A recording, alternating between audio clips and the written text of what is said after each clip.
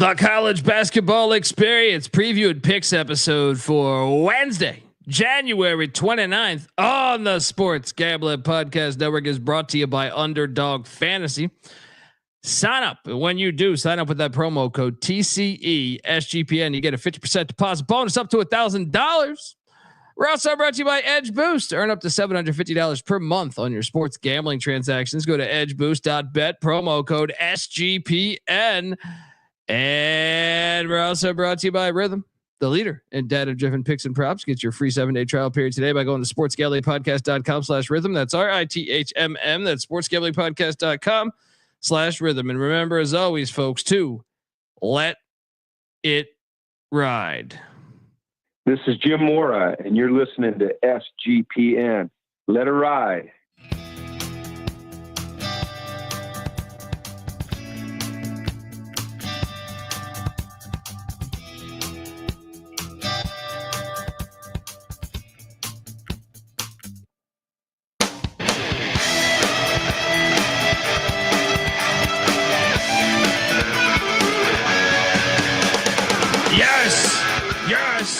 Yes. Woo! Welcome to the college basketball experience preview and picks episode for Wednesday, January 29th. YouTube.com/the college experience. Get on over there, hit that like and subscribe button. Who knows what the hell we'll be talking? We'll be talking a lot of college basketball, recap about a bunch of games, talk about a bunch of other games. No, I'm not on cocaine tonight. If you're wondering who the hell you're listening to, my name is Colby Swinging Database Dant, aka Pick Dundee. That's not a pick. This is a pick.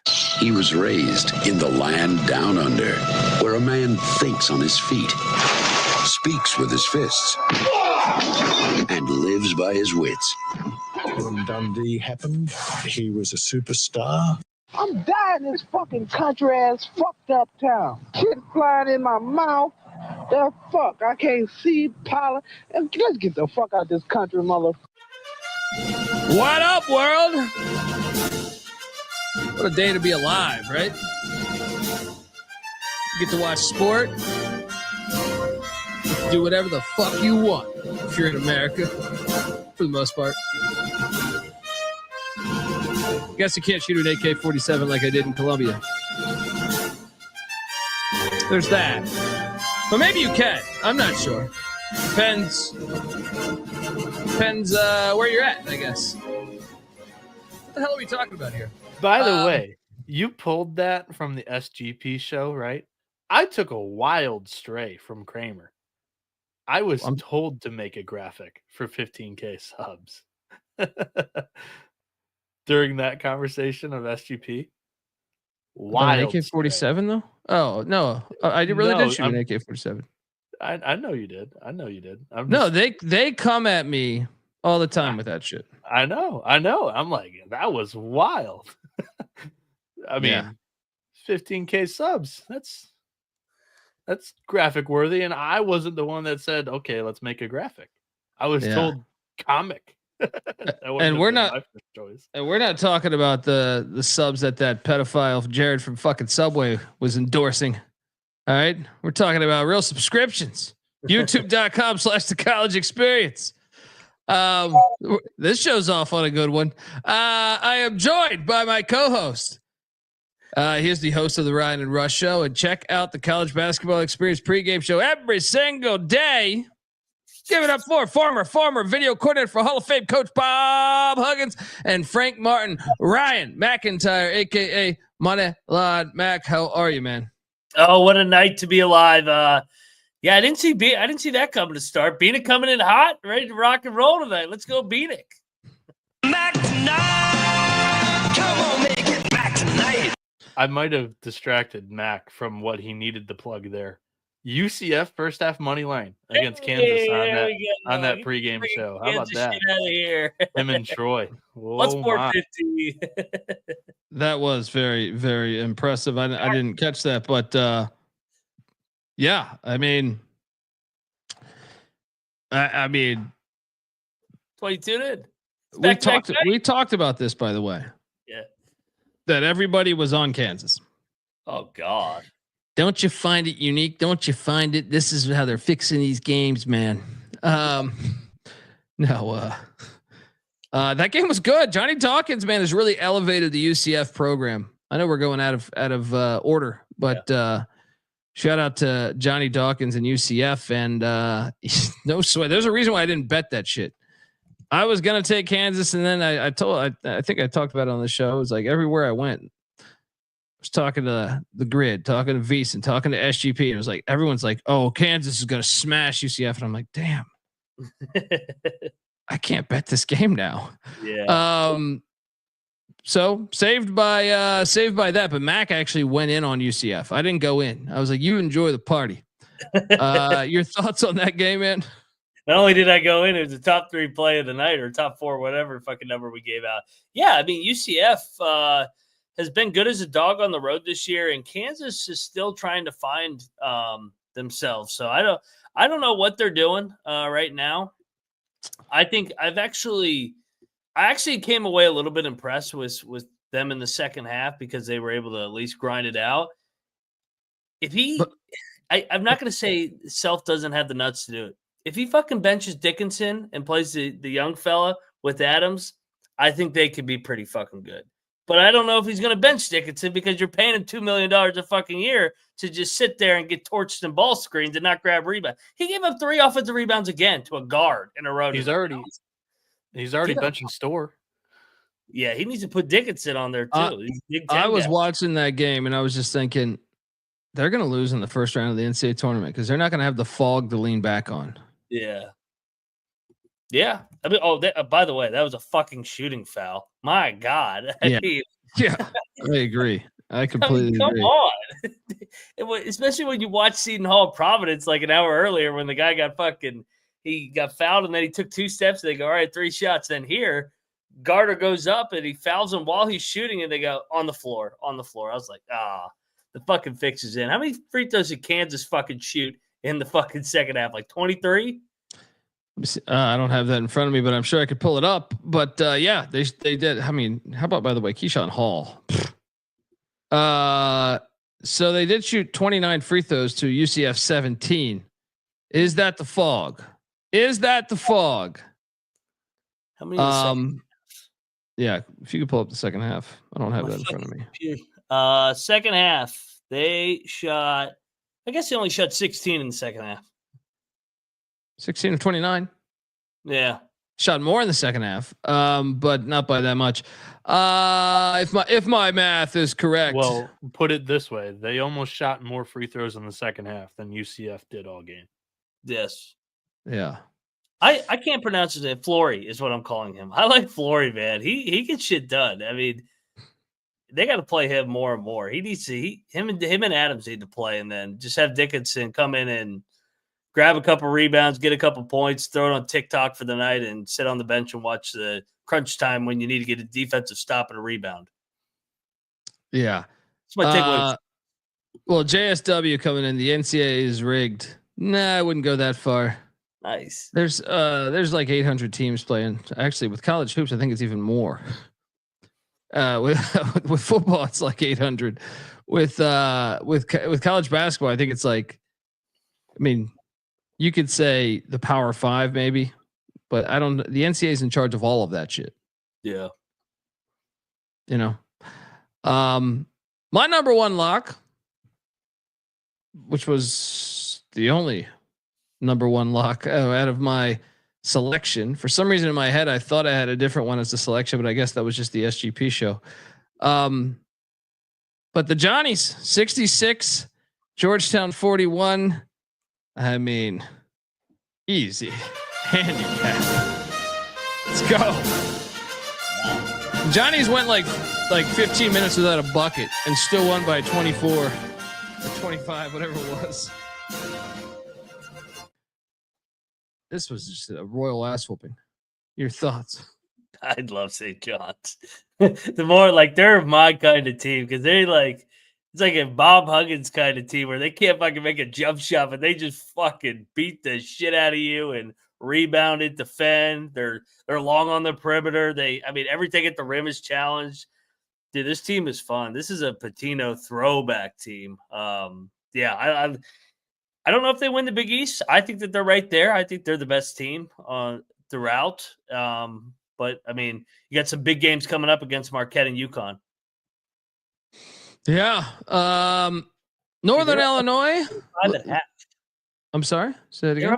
They're up like 25 at half. Dude, like the first 15 minutes of the game, you're like, okay, this is over. It was like 37-11. Yeah. Slick Rick. Akron 80, Northern Illinois 70. We didn't bet Northern Illinois, but I believe we took Northern Illinois. Why didn't we bet this?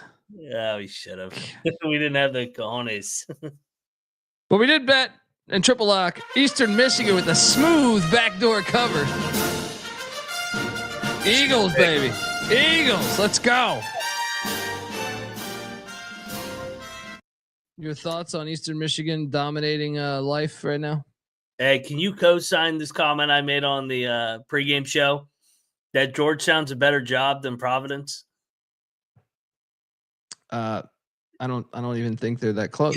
Yeah. Providence fans don't agree. I'm like, come on, guys. Like, really? Like, Georgetown's a better historical job. It's in the DMV. I was about to say, have you seen the talent? Like, Rhode Island does not produce talent. Yes. Like DC, Maryland, Virginia, which is all right there.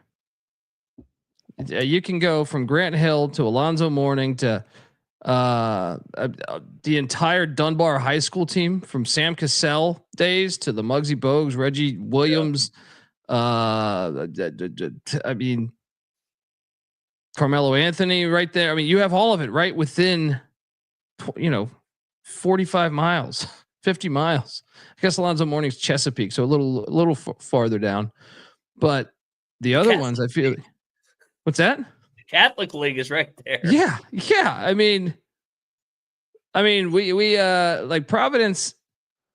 It's just not in the same ballpark. I know Georgetown's been down lately, but I just think Georgetown and Maryland right there, like with the amount of talent that goes through there, it's hard to like. I think it's one of the best talent areas in the country for college hoops or for basketball.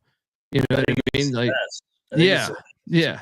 And it's the best coach league, the Catholic League, with DeMatha, Paul VI, Bishop Ireton. Who else say we got? Oak Hill is in the vicinity. Yeah.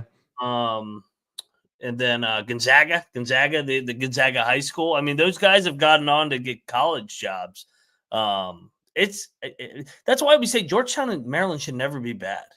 They should never fucking be bad. It's a crime how bad Georgetown's been over the last decade. Yeah. No, Carmelo Anthony was born in New York. He grew up in. He went to high school in Towson, Baltimore, right? Mm-hmm. And also Oak Hill. So, no, I mean, he might have been born in New York City, but he was in high school over there. That's what I'm saying. I mean, I'm forgetting names too. Like, I'm forgetting like a ton of big time names that I can't even think of right now. The Villanova national championship team had like all their guys from the DMV. Yeah, Johnny Dawkins. We just talked about Johnny Dawkins. He's from the DMV. I mean, every amaker. Yeah, you can just go like the list is ridiculous. Yeah. Who was the boy Jameer Young who was lighting it up for Maryland recently? There's just a gigantic amount. So I wouldn't really compare them. Providence has great fans, probably even better than Georgetown fans, obviously, because Georgetown has sucked lately. But Georgetown at its peak to me is like is a job that can dominate.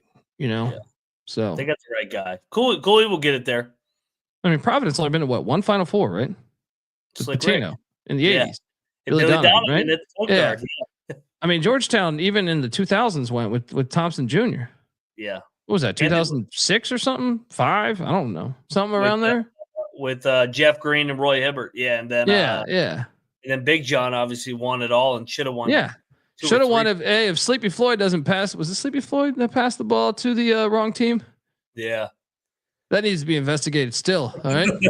And then he lost to Villanova when Villanova was like a fucking 9 or 10 seed. Big John lost some fucking tough ones. I mean, they had Mutombo and Alonzo Mourning at the same time. I mean, Yeah, while Providence was pumping out Marty Conlon, you know, and I like Marty. I'm just saying they're not comparable. Yeah. Eastern Michigan does cover for us. I'm actually disappointed in you.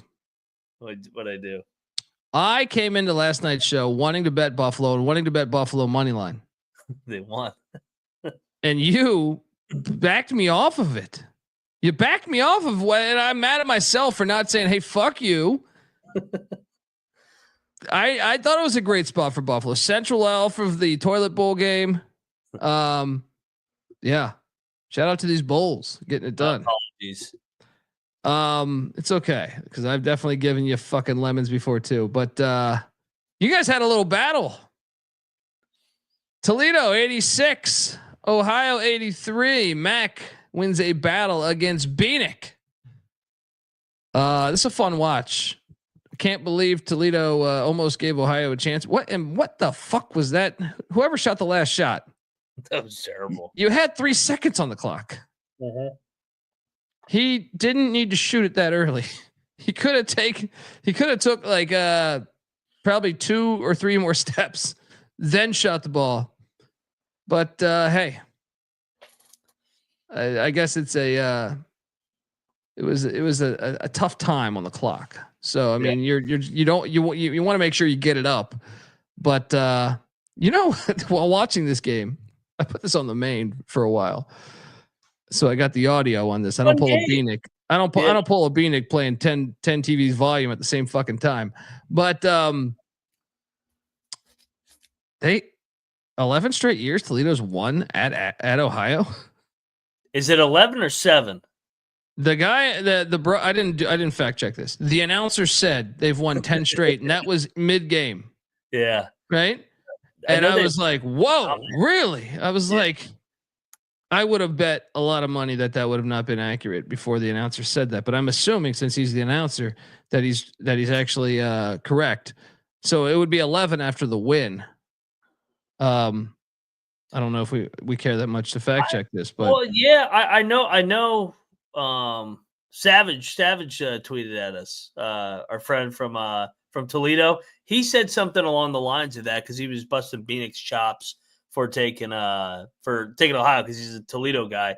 But I mean, Kowalczyk has been fucking good there. I mean, he's won 4 straight MAC regular season titles.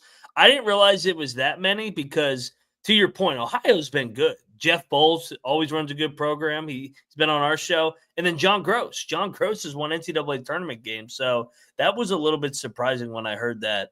But hey, Bieniek, Toledo's not out of this race, man. They're 6-2, and they led for 30 minutes at Akron, the game that they lost. When Colby and I had them in the points, they should have won the game outright and gave it away at the end.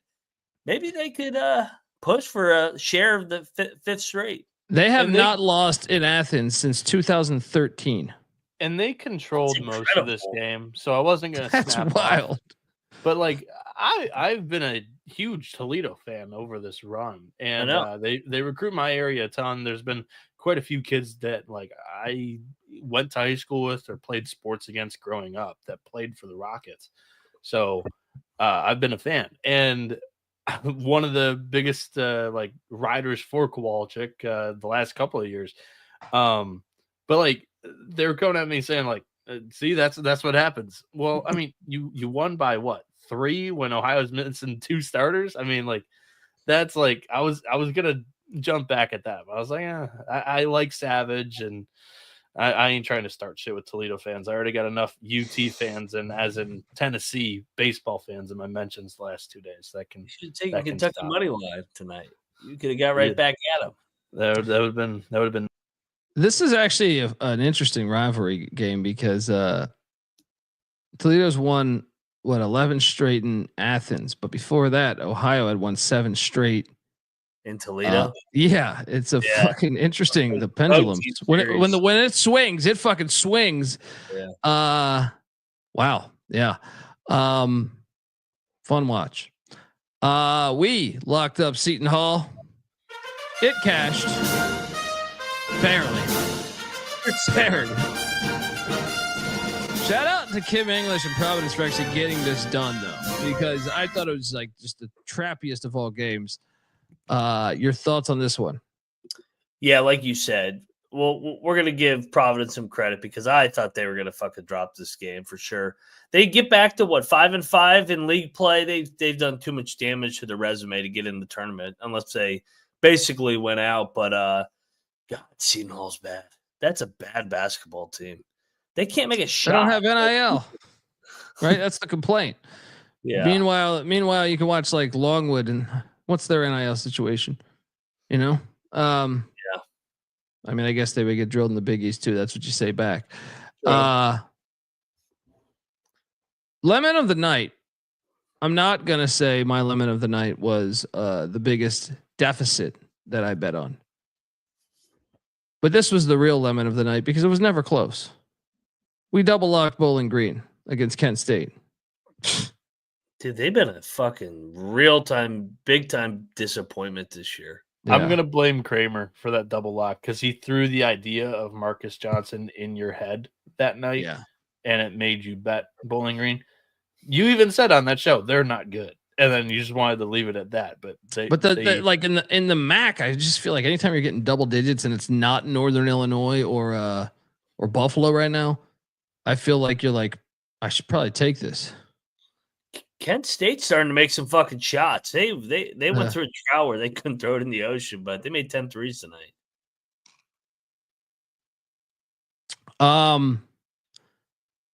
Rice, South Florida went nothing like I thought it would. South Florida, I did watch a good chunk of this. South Florida 69, Rice 64.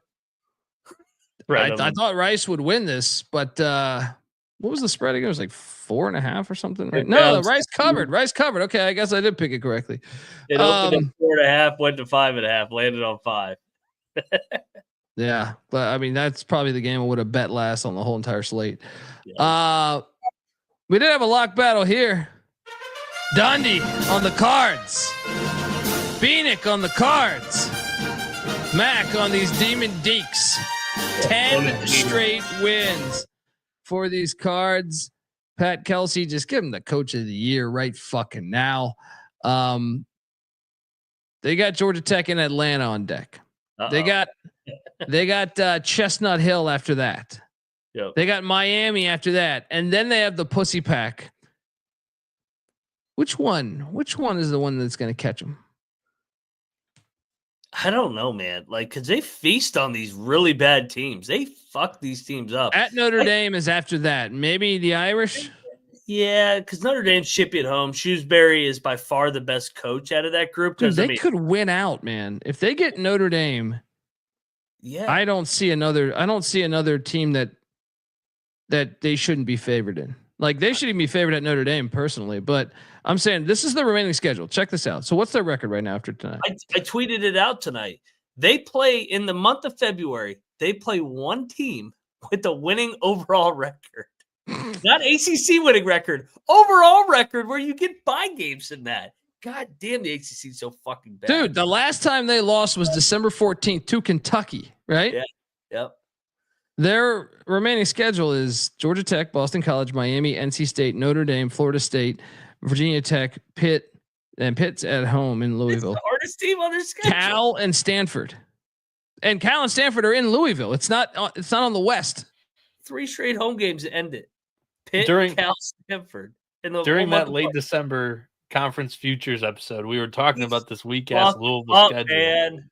No, we didn't because I don't know if Duke's losing in this schedule either. Colby, we had this discussion. We're like, Louisville has the easiest schedule ever if they can just beat, who was it? Carolina and Clemson. They were like 55-1, but then we're like, we also viewed that SMU road trip as a tougher game too. And true. Ponies. God, imagine if we had them 55-1, and we could. If Duke just slips up one time, it could have been a split. Yeah, I don't know if they will though. Dude, it wouldn't be a split either though, because they've got the head-to-head. They have the head-to-head though. Yeah, but you still would get a split on the odds. I'm not sure you get a split when there's a clear tiebreaker. It'll be interesting with all the new fucking rules on the You regular get a season banner. championship. They still raise a banner for tying. That's just. So you talking If about somebody has a going head-to-head? 25-5 in year one? Yes. I don't know. I know it's one of the best rebuilding jobs in 1 year ever. ACC set him up on a tee. I mean, he is hitting it out of the park, but the schedule was just look at the next weird. couple coaches he goes against. I know. Stoudemire, Earl Grant, Courtney, Kevin Keats, then Shrewsbury. Shrewsbury's a good coach. Then Leonard, who's half checked out. I know what the NC State fans will say. Keats has been to a Final Four. Oh yeah, how's that going? You're 9-11 the next year. If they could just play Duke every night, they would be fucking 15-5. They own Duke. Folks, I want to tell you the college basketball experience is we're part of SGPN, and you like square dancing. Some say Bieniek likes to go square dancing on his locks. But look, there's this thing called the Super Bowl coming up, and SGPN is running a free squares pool for the Super Bowl. $1,000 winner take all for the finals square. Just go to sportsgamblingpodcast.com/squares to sign up today. That's sportsgamblingpodcast.com/squares, and let's fucking square dance. We're also brought to you by Edge Boost. Yeah, SGPN has partnered up with Edge Boost, the premier Visa debit card for bettors. An Edge Boost card allows you to avoid the hassle of having your card denied at the sportsbook, DFS site, sweepstakes site, racetrack, casino. I mean, we all been there, right? Plus, you can earn up to $750 per month in cashback rewards for using your Edge Boost card. And your money is safe as the card is FDIC insured. The best part is no credit checks. It's completely free. So sign up today and use that promo code SGPN to get better cashback rewards and instant tier 2 status. Been looking for that my whole life. All right, that's edgeboost.bet, promo code SGPN. That's edgeboost.bet, promo code SGPN. We're also brought to you by mybookie.ag. MyBookie is your place to bet every single sport. Plus, they got props for every game. The live dealer casino is always a blast. And MyBookie accepts customers from a ton of different locations, even if you're in fucking Barbados. All right, you're good. You can easily deposit and get lightning fast payouts using crypto. So head over to mybookie.ag and use the promo code TCESGPN for 100% deposit match up to $1,000. They're also going to give you a $10 casino chip just to get your beak wet. That's mybookie.ag, promo code TCESGPN. All right, we are back. I got something. Yeah. What's that? Let's say Louisville drops one. They go 18. Notre Dame gets them. Let's say Notre Dame gets them. They'll drop one. They're not going to run. They're not going to win 20 in a row. I mean, what the fuck? What seed are they in March? Noah? Yeah. Are they like a 4 seed? I think they're 5. Just because I don't know if like the quantity of quad 1 wins are available in the ACC. Let me check. Not on their schedule. Not on that. That schedule's fucking ass. Yeah, I'll be back in a minute when my computer loads this and let you know what I think their ceiling is for. Don't go take a shit again. Yeah, I think we know. what that means, buddy. The only thing on my mind, Gene, was pussy. Bieniek will be back in 5 minutes. Next up. Oh, nice call by you. Nice call. Kentucky 78, Tennessee 73. I did bet Tennessee, and I got the best of that number by like a mile, and I still ate a pile of shit. Kentucky outplayed them. I mean, yes, they had a crazy couple shots go in. You see that 1-3? Hit off the front. I was just like, okay. The comeback's not happening. But Kentucky was a better team today. Yep. This is the biggest win in the Pope era. Either that or against Louisville, since they're going to win 30 fucking games this year. Or the Duke game. It's true, that too. Or the Gonzaga game on the road. He has like 5 top 5 wins already. How do you think Kentucky fans feel when they see Calipari down there in Fayetteville and they have Mark Pope, a coach from BYU? If you told me, if you remove Pope's, ties to the school historically, if you, Calipari, who had won national championships, if you replaced him with the sitting head coach of BYU, I think if you didn't know it was Mark Pope, you'd be like, what the fuck are we doing here? And look what's happening. Unbelievable. Great call. I know you and Bieniek got in a battle over this, right? Bieniek, did you battle on this or no? Did you battle with Tennessee? I can't remember battles that I'm not involved in. I thought you were. I thought you were involved, but you were involved with the better number. Yeah. No, I bet me. I bet CLV's the curse. Yeah. I bet it on the right when that line dropped. I was like, give me Tennessee. I think I got like -7 or 7.5. Yeah. And I still ate a pile of shit. So yeah, lock battle loss for me. That's such a fucking big win though, because they had lost back-to-back games. They got the court stormed on them on Saturday. Those kind of wins make you buy into a guy like Mark Pope even more. Hey, they were down Lamont Butler, their starting point guard, and they still went into Rocky Top, Knoxville, a tough place to play, and they controlled that tempo and made a bunch of shots. Kobe Bray is unbelievable. If he's open, that shit's going in. Yeah, and go Beavs. Shout out to Go Beavs. Tennessee seems overrated. No, they are. I just thought Rick Barnes would dominate the regular season like he traditionally does. Yeah. So Louisville on a Kentucky segment. Yeah. I think it's perfectly timed, right? These fans love you. At Noah B77 _ Kentucky fans. So Louisville's ceiling, they're 5-5 in quad one. They don't have another quad one game left, and I don't think they're going to have one. I don't think there's a team that's good enough to climb into that threshold here on the schedule that they have remaining. So they're 5-5 in quad one, but they're clean everywhere else. They only have 5 losses this season, all of them to good teams on the resume. One of them being to Kentucky. So now I'm back on the Wildcats side as I'm talking about Louisville's resume, right? I think the ceiling could be 3 seed if they win out, and it's like a totally clean resume outside of just 5 quad one losses early in a new coach's tenure. They could be a 3 seed. What's Kentucky right now? Kentucky's like a 3 or 4, right? I would say so. They got wins. They could even be a 2 if they continue on this. Add some more big time wins to that resume. Yeah, because they have opportunities in the SEC. They beat Florida too. Yeah. We forgot they beat Florida as well. They've beaten everybody. Yeah. Hey, you ready for Saturday night, Colby? Oh, I am ready for Saturday night. I am ready for Saturday night. Yeah. Huge. Kentucky fans are definitely ready. I can tell you that. Bieniek, while you're here, you did lock up Ball State. Oh God! And the boys from Kalamazoo, who I thought they were a pretty good team, 48 hours or no, 72 hours ago, and then I was like, they're pretty ass after the past couple times I bet them.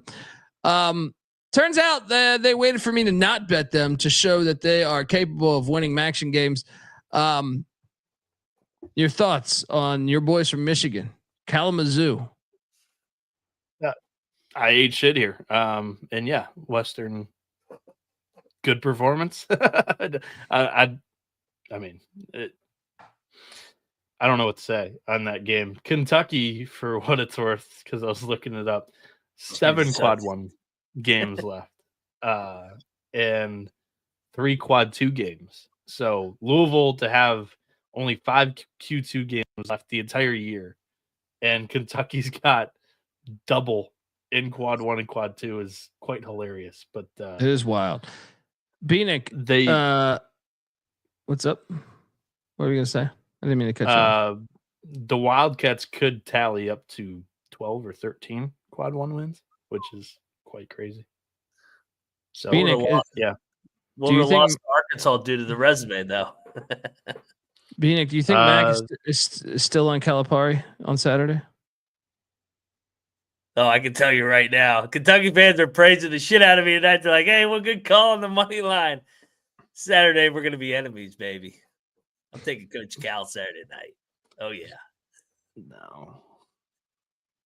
That's a Q2 game, though, for Kentucky, for what it's worth. They might cover, though. They're not winning that thing outright. They're going to be getting. They're not winning that thing outright. Yeah.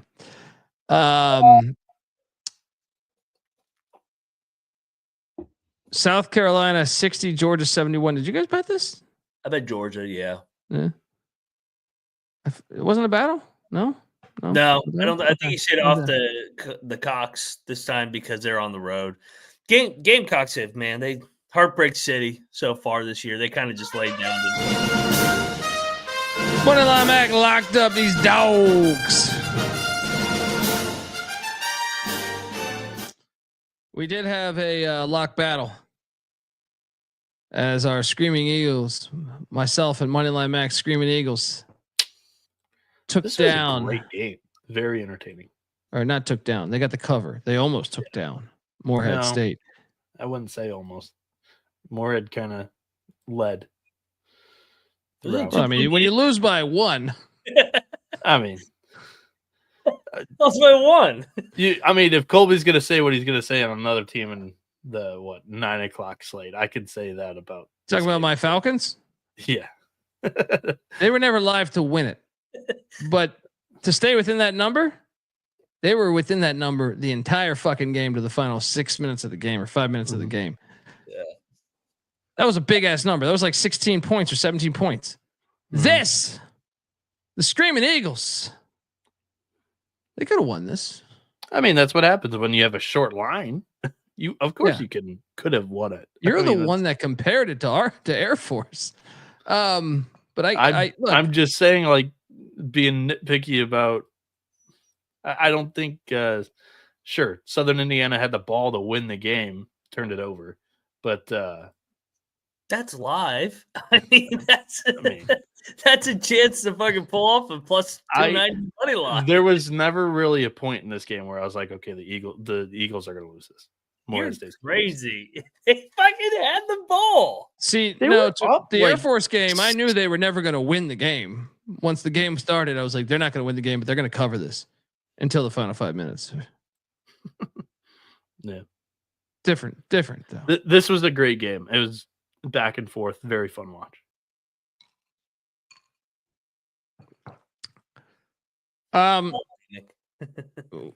Yeah, I mean, you know. Well, I know that. Rain man, cold, but they're counting down 7-6-5. This one, money line play. Billikens 78, VCU 69. Wow. Awesome. See you at the winner circle.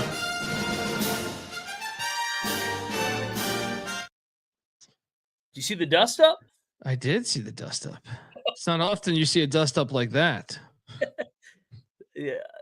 That was crazy. I just look up. I go, is somebody in the stands fighting right now? And now it's the stands going to town on each other. That was fucking awesome. Good win. Welcome to St. Louis.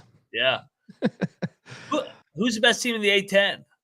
We got a nice race here because I can tell you the lock battle you won against me, which we'll talk about in a minute. Dayton's fucking out of that tier 1. They're fucking terrible. We got Mason 6-1, and then we got VCU and St. Louis at 6-2. They both won on each other's home floors. I kind of like VCU just because their home edge is better than all the rest. Yep, I agree. I think in the tournament though, I think Mason could beat them. But wait, where's that tournament held? It's DC, right? Is it still DC? I think it was DC. Brooklyn at one point. Yeah, it's DC this year. BC, Mason will be playing pretty much at home. Yeah. Well, VCU will travel to DC too, though. Yeah. That will be like a true neutral site just because of how crazy VCU fans are. True. What's this next line? No, did not cover this one. As Valpo loses to the Salukis by 4. But Valpo, they've been all over the place this year. Bad team. The Bonnies 75, Dayton 53. I felt good about this too. What the hell? Like that team's. I actually think Dayton is one of the hardest teams to understand this year because in Maui, they should have beat Carolina. I guess that it's not looking as good as it could look, but they were right there with Iowa State. They were right there with Iowa State, man. Beat Marquette. They beat Northwestern earlier in the year. Like, beat UNLV. We're in it with Cincy. I don't understand what happened. This is something happened in the locker room or something. I don't understand what happened because it was like this team just went off a cliff. Yeah. Like over the past 7-8 games, they just went off a fucking cliff. They don't even really have injuries either. To respond to Rob real quick, I wouldn't say Anthony Grant's on the hot seat. I'd be looking for him to Miami. They're 14-7 still. They've sucked ever since Miami opened. Yeah. Miami opened on Christmas. They are 3-4 since then. Look, I'm not trying to shit on Anthony Grant here by any means, but can't Miami do better? He's one of their own, though. There is a bias for that. And see, Anthony Grant's a hard guy to gauge because if Anthony Grant got to coach his best team with Obi Toppin, and they go to a Final Four or win a national championship, they were going to be a 1 seed. They would have been a 1 seed, yeah. Then we're talking Anthony Grant differently. Like he's a hard guy to really like. Everybody will just look at his record in tournament. They'll be like, "Oh, he's average." Well, no, his best team got canceled. I just think Dayton does spend more than every other team in that conference for basketball. Yeah. So you can. I mean, this is a guy that did not do much with Alabama. He was good at VCU, though. He was great at VCU. Yeah. But VCU is like Utah State. Every fucking coach is good there. Yep. And like I said, I'm just playing devil's advocate. I think the guy can coach, but I just think if I'm a booster at Miami, I'm saying, wait a second, like, okay, our fallback plan may be Anthony Grant, but I'm thinking like you're fucking in South Beach. Go get a bigger. I mean, I think you could get a bigger name in a way, like. Oh, they definitely could. Yeah. Yeah. Will Wade to Miami. I mean, that was the thing. Will Wade's candidate also a VCU coach. Yeah. He's also a VCU coach, but I mean, at McNeese but McNeese is spending more money than the entire fucking Southland. It's a very similar scenario. Yeah. Dayton spends the most in the A10. Guess what happens when you're at Miami? They're going to spend most than 85%. Of the I was about to say, not Duke, Carolina. No, they're going to Louisville. They're exponential amount more money than half the league. The other half, they could make an argument, but we don't know those totals. Miami was the first one to really break the bank on a roster. We saw that 2 years ago. True, but I just think like Duke, Carolina, Louisville will spend more than Miami traditionally in basketball. You could get that new coach bump. A lot of enthusiasm usually helps. Maybe even Syracuse too once they can Autry. Let's talk about the Bonnies for a second because they needed that. They were desperate. Yeah, they lost 3 in a row. Young team. Let's give Mark Schmidt a shout out. Career win of 400. Won its 400th game tonight. He's a hell of a basketball coach. So, is there any team outside of those top teams that could win the A10? Do you think the Bonnies or Duquesne or the Bonnies are always live in that fucking tournament? Yeah, yeah. Richmond is too. Richmond's always Mooney will always pop up. They seem to be having a down year, though. I mean, could Davidson maybe? I don't know. I tend to think not, but UMass. UMass is in 4. I mean, Frank. It wouldn't surprise me if Frank did it. Frank's had tournament magic before. Yeah. You know, it does suck. This is going to be a one bid league. The more and more I look at it, like maybe if VCU like won out and then lost in the championship game or the semis, they could get 2 bids. But the A10 is it's taking a big step back. Well, man, I used to love the A10. I mean, I still love it. But man, back in the days when they had Xavier and a slew of other really good teams, Virginia. I remember Virginia Tech in the A10. Folks, what to tell you, the college basketball experience is brought to you by Underdog Fantasy. Underdog Pick'em is one of the biggest menus for all of sports, and Underdog is always making it easier to win with profit boost and gimme pick'ems. They got college hoops, they got college football, they got everything else too: NFL, CFL, UFL, MMA, NBA, MLB, NHL, NASCAR, everything. You can now use specials and boosts on all flex entries. So sign up, and when you do, sign up with the promo code TCESGPN to claim your special pick plus first time deposit offer up to $1,000 in bonus cash. UnderdogFantasy.com promo code TCESGPN. We're also brought to you by Rhythm. SGPN's proud partner. Rhythm is the #1 AI-powered sports betting platform that helps provide bettors of all levels the ability to build custom predictive betting models in seconds. You can copy one of the top performing models from the leaderboard. I bet you'll still make cash. Or you can build your own. That's what I like to do. And then Rhythm will adjust around what you like. And with the college basketball season heating up, Rhythm is the competitive edge that you need, folks.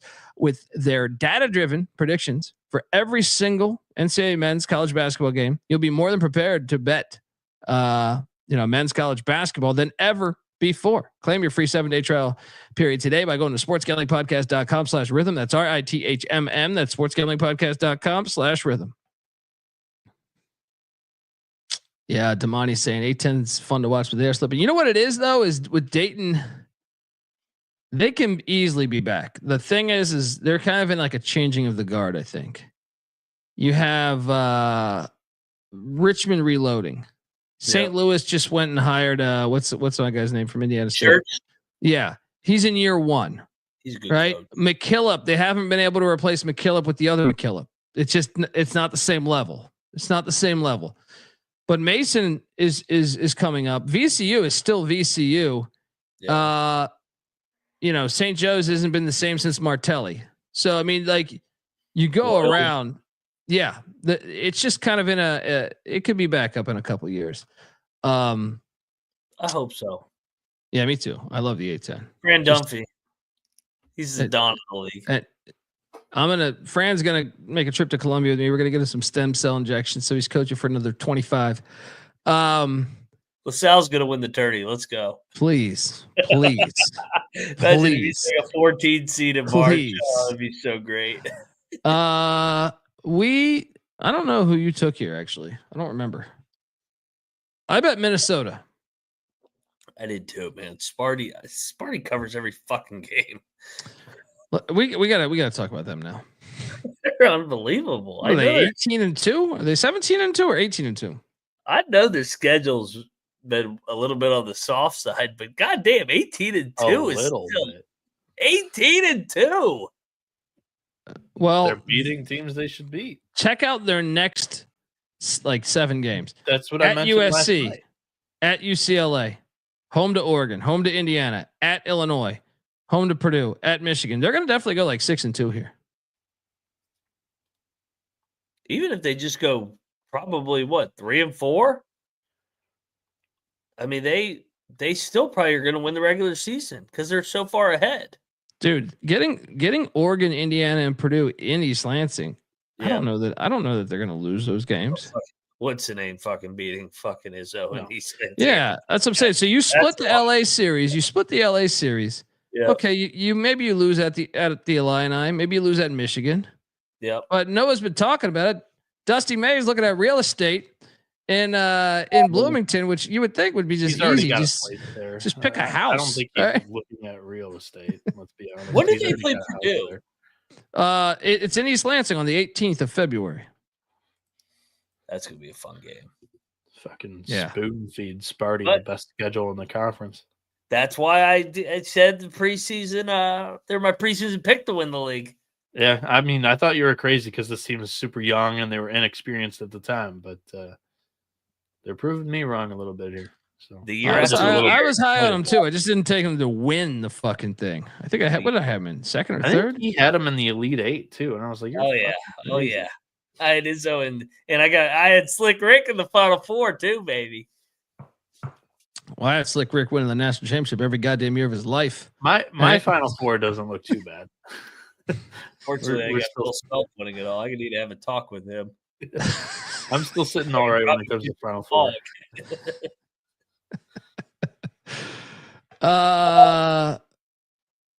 Wow, ate a pile of shit there. This beat though, this beat was tough, man. We were on the right side. I don't want to hear it. Is I this don't want Air to hear Force? it. No, Marquette Butler. Oh, fucking Butler's a bunch of jabronis. This had no business losing.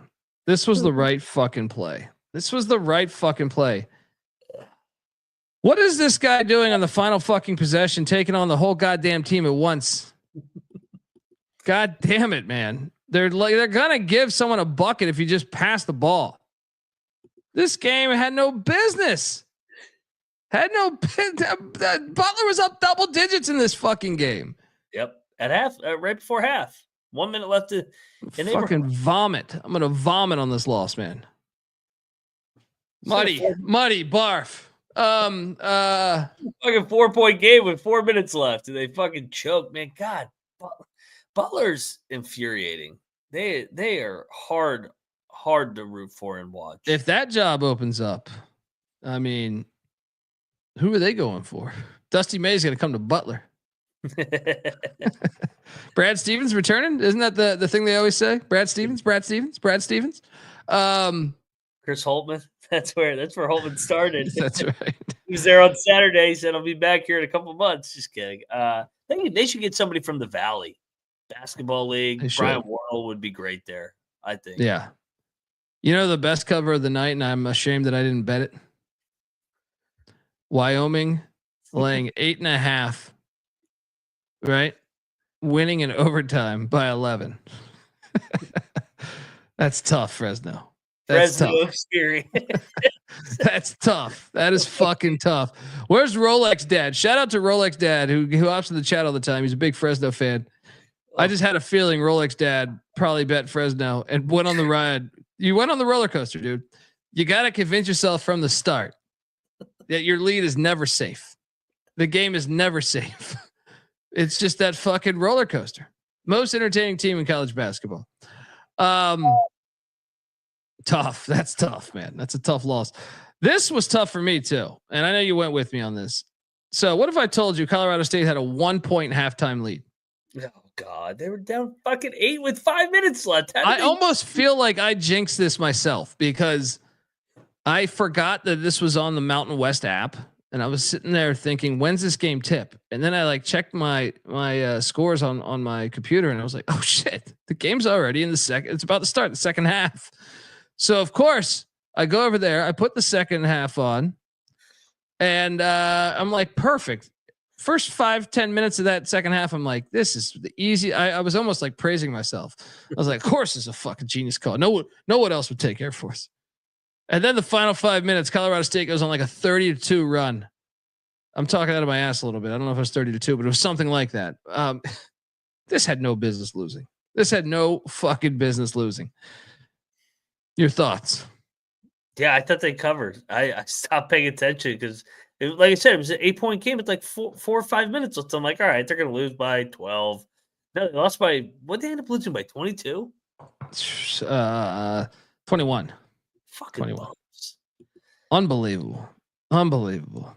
Fucking bum ass. Now, circle of trust here. If you caught me on the grid today, I was convinced to jump in on BYU -3.5, and I pulled this out of my fucking ass. Fun game. 93-89 against Baylor at the Super Soaker. VJ Edgecombe had like 30, I think. Yeah. this game was wild because BYU almost shit the bed. They had like a 6 point lead maybe and 2 minute mark, 8 point lead, something like that. Baylor tied it up to send it to OT. Good win though for the NBA Cougs there. Your thoughts? Yeah, Cougs, yeah. I mean, I think I walked a little bit impressed with Baylor because I did think that Roach or Love was going to play. Neither of them played. They played 7 when guys. the line moved so I bet this probably I don't know what time was I on the fucking grid? I don't know, 7:30, 7 maybe.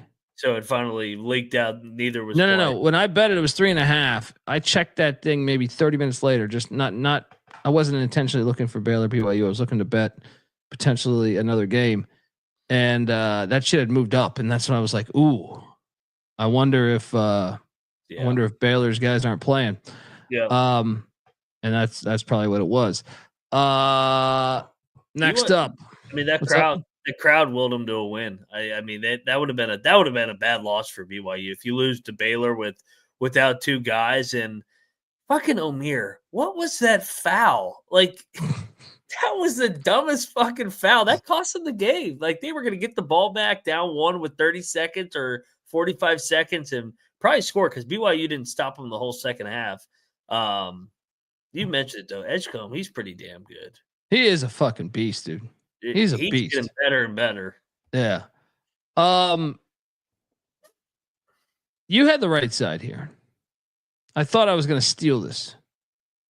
A&M 75, Oklahoma 68. Mac wins a lock battle against me by a point. I think A&M's biggest lead was 9 though. So it was something like that. So it was but Oklahoma was covering 90% of this, 80 to 90% of this game. Porter Moser should go to Butler. That'd be a good fit because I mean, let's talk about them. This is literally deja vu all over again with fucking Porter Moser. 15-5. Is that their record right now? Yeah, they were 13-0 though. It's like they're home. They got a home game against Vandy next. That's a fucking huge game for them. They'll probably lose it. They're terrible as a favorite. I mean, they still have opportunity though, man. Because look at their home. I'm just looking at their home games. They're in the SEC. Tennessee comes into Norman. LSU comes into Norman. Mississippi State comes into Norman. Missouri comes into Norman. Kentucky comes into Norman. They have a lot of opportunity to still make the tournament and salvage his job. So I was listening to our guy Rocco, right? And he dropped a nugget that I didn't even know, but mathematically it might be impossible for the SEC to get 12 teams into the tournament. Only because they all play each other. Yeah, because they're all going to play each other, and there's going to be teams with a 6 and whatever record, and you're going to struggle to pitch that to somebody. If they go 7-11, it might be a little bit more of a 7-11 gets you. 7-11. But 6-12, it's a tough argument to make when you go. I say do it so we don't expand to 87 teams. Because Sankey's got that fucking power, whatever it is, 96 teams. Yeah. So mathematically, there's going to be 5 teams with 6 or less wins in the SEC. They should just put them in this year. Put in 12 because we know it's by far the best conference this year. I feel like I wouldn't argue it, honestly. Well, that's what I'm saying. And then because look, if you don't, Sankey is going to have the power to expand this fucking thing. Yep.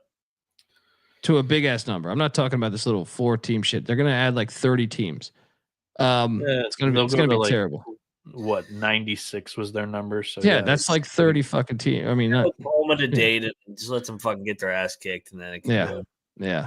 But hey, yeah, Kempom hasn't projected 6-12. Noah, to your point. I mean, but this is what Porter's done. He did this in the Big 12 the last 2 years when the Big 12 was head and shoulders above everybody. I was about to say, Mac, they were one game out of it last year. They were in the same spot. they were ranked on Valentine's Day, and they didn't make the tournament because they didn't win a game the rest of the way.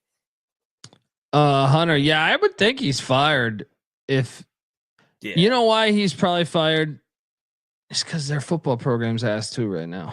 Well, Lon Kruger had Now that could save his job though. That could save his job if they fire Venables at the same time. They might value football more. I mean, they will value football more. But I'm just saying, like, they might not have the money to do 2 coaching hires at the same time. I mean, they have the money, but they may not want to spend the money. Food for thought. Yeah. We lost this game, and this is just gross. It's just gross. Arizona State 70, Colorado 68. Yeah, it might be time, man. They're not going to can him. He has like a fucking. If he goes 0-18, they're not going to can him. I mean, I would be okay with it personally. In the game, I would be okay with it, but who are they going to beat? They could beat. If they don't win a Utah. game, that forces their hand, right? Yeah, you could say so, especially in the new. They're going to beat TCU on March 8th. Yeah, day. Guarantee you. They could beat UCF maybe if UCF plays shitty. Yeah, they're not going to win on the road. Yeah, I don't think they're going to get Baylor or Houston. So it's got to be either TCU. The road they could win is at Utah. That's possible. That's possible. I mean, this team beat UConn. It's possible they beat Utah. They beat UConn. Yeah, they go to fire him. He's like, I beat UConn, back-to-back national champions. All right, we'll give you a 5-year deal. Best coach in the game, according to him. I fucking beat him. Notre Dame, Georgia Tech, dude. I watched it. This is look. I know it's a fucking snooze fest game. It was actually a fun watch, man. It was actually a fun watch. Notre Dame battles back. What's that? How bad was the environment? There's nobody there. There's nobody at these games. How did they fuck this up, dude? Georgia Tech should be dominant in basketball. They were for a long time. They were really good for a long time. Yeah. That was a choke job, to your point, though. They should have won that game. They led for 36 minutes. Yeah. And then North Carolina lost to Pitt by 8. And this is one we had 4. And I had the best of this number too. And I still ate a pile of shit. I got fucking 4.5 points, which I don't think anyone fucking on planet Earth got besides me. Right. And I still ate shit here. Still ate shit. Carolina fucking sucks. Their late game execution was embarrassing tonight. They had a double-digit lead in this game. Yeah. This is a bad loss by Hubert Davis. This is such a phony cover. This is a fucking Pitt cover if I've ever seen one before. Yeah. Shout out to Hunter Vick, who went back and listened to the March Madness podcast last year when I had rants on Colorado. Yeah. We'll get, I'd be okay with them saying bye-bye. It's been fun. But as far as the ACC, Mac, providing Carolina doesn't make one of their miraculous runs, Kevin Ali style at UConn, I do believe, I heard through the grapevine that I don't think this has been released, but I'm saying that Jordan dropped a bunch of money. Yeah. That's how they got Belichick, right? He ain't gonna, if you drop that much money, Hubert Davis is fired after the year. If you're putting that much money in your athletic department, you're at North Carolina. You can't miss a tournament 2 out of 3 years. But you're talking about, I feel decently confident then. We know Miami's open. Leonard Hamilton's like 78 years old. I know I've mentioned this every week. Stoudemire blowing that lead against Notre Dame tonight. I think he's done, right? He'll probably get another year. Georgia Tech. They don't give a fuck. Why don't they? They were good for so long. They went to multiple Final Fours. They went to the Natty that one year. Paul Hewitt took him to the Natty. Bobby Crimmins had that team rolling. I think Georgia Tech cares. I mean, they canned what's his face, the Shield guy, after a tournament appearance. He was like an dumb hire. That was a lazy hire too, though. They keep making these lazy ass hires. Yeah, he won a tournament game and then they canned him after it. So yeah, he won the tournament game.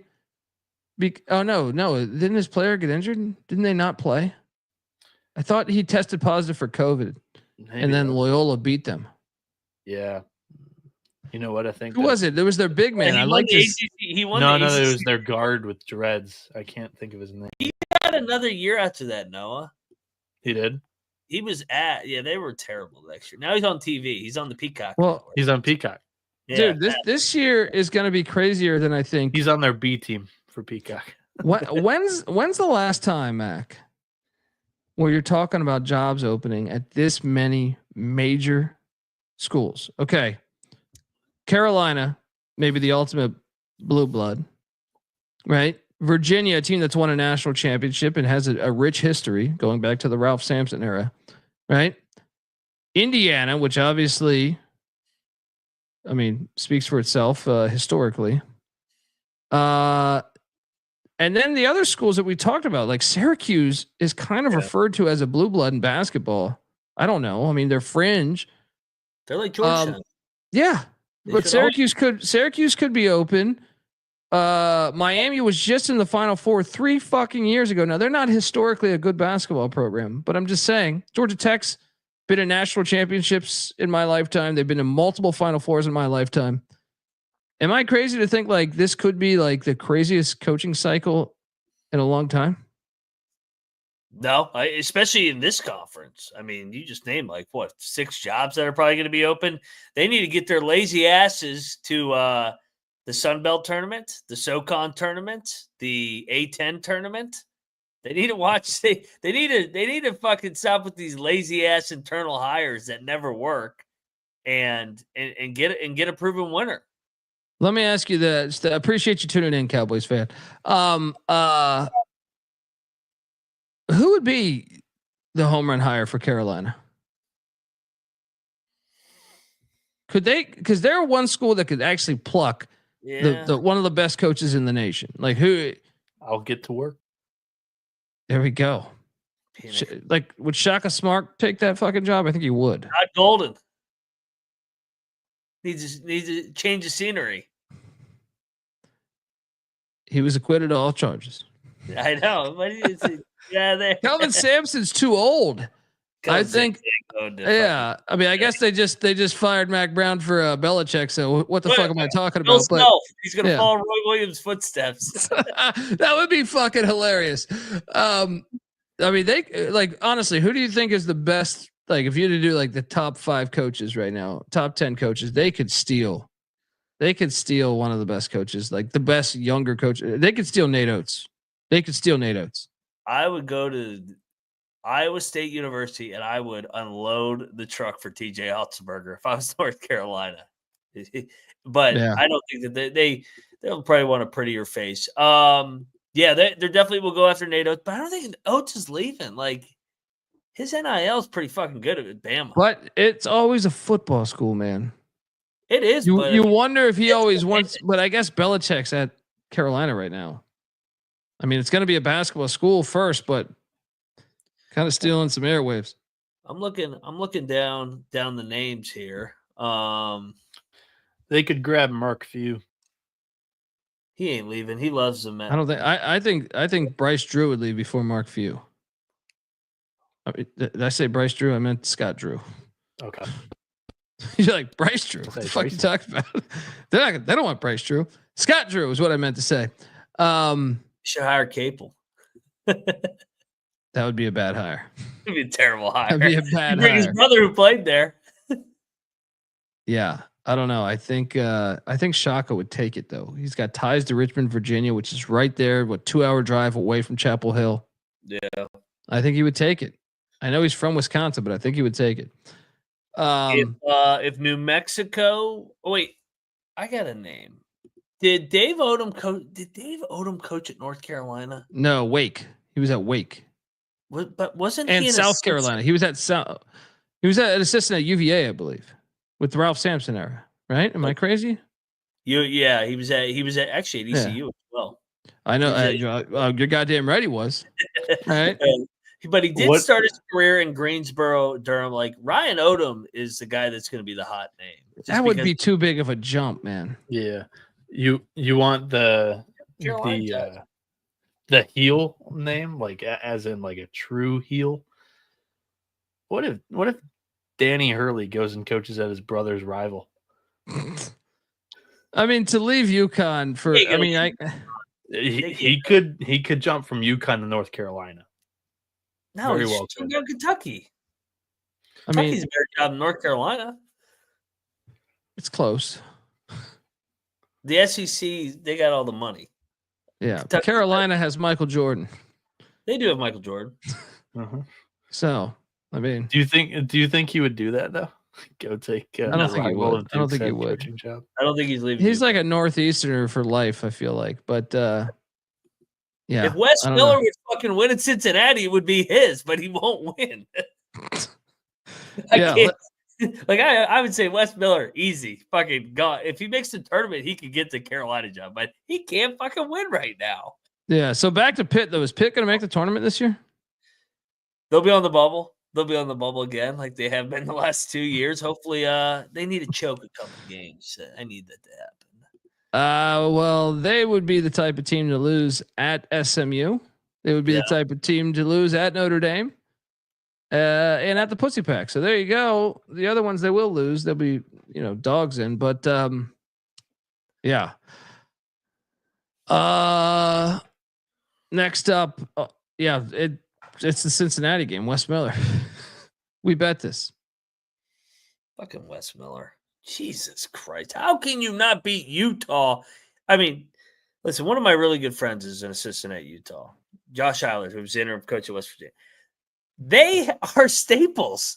There is no way Cincinnati, with their athletes and their experience, should lose a must-win game at Utah when they've been out there. That was fucking awful. That's a terrible loss. Yeah. Yeah. I mean, that was... Yeah, I got nothing with Cincinnati, man. Yeah, no, I mean that was that's a big I was surprised by the line. Of course, ate shit, but I didn't eat shit here. And the money line should have hit on this goddamn play, which I offered my clientele. If you dialed 1-800-PICK-DUNDEE, San Jose State. I can't believe San Diego State came back and won this. They were down double digits at the half. Aztecs win by 3. Would Dutcher leave for North Carolina? He's perfect at San Diego State. I'm just wondering if a big bag of cash. Big bag of cash. A guy like Brad Underwood would flirt with it. Brad always likes to flirt with the big time jobs. He's done a good job at Illinois. I think the most convincing one now was Shaka. Shaka's good. I think Shaka would take it. I think he would take it. And then we did hit on Gonzaga. Lock battle win for me and Mac. 98-60. I told you they were going to take a tinkle on Wayne Tinkle.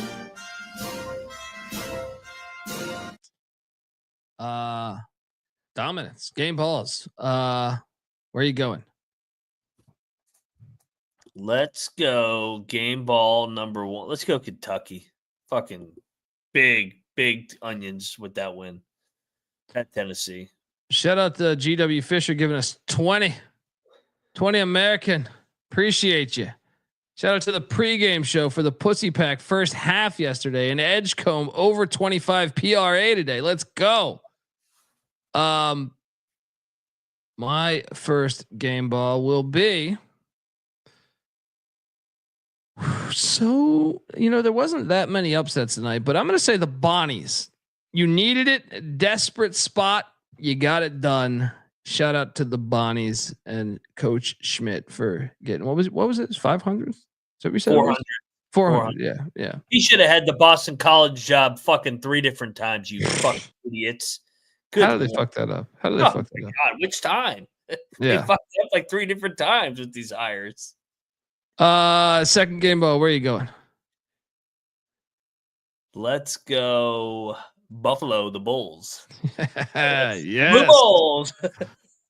I was gonna give them a game ball if you didn't. But I will give it to. Really? Am I gonna give it to? No, I'm gonna go St. Louis, taking down VCU. All right, Salt Frazier and them finally woke up. They needed this one if they wanted to stay in the race at all. They were kind of all over the place this year. I know injuries played a role, but the Billikens with a huge win there. Third game ball. Where you going?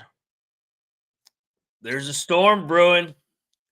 Rick Pitino and the Johnnies are up top, and the Big East trying to win what? Their first Big East title since the 80s? Sitting at 9-1 here. Let's go, Johnnies. Oh, yeah. Good to have them back. Irrelevant. It is great to have. We need stem cells for Rick Pitino too. I'm just gonna go down there and just get a big batch, sneak up behind them, just inject it. Hey, Pitino. We need you around. Don't worry. We need you around another 30 years. On us. Yeah.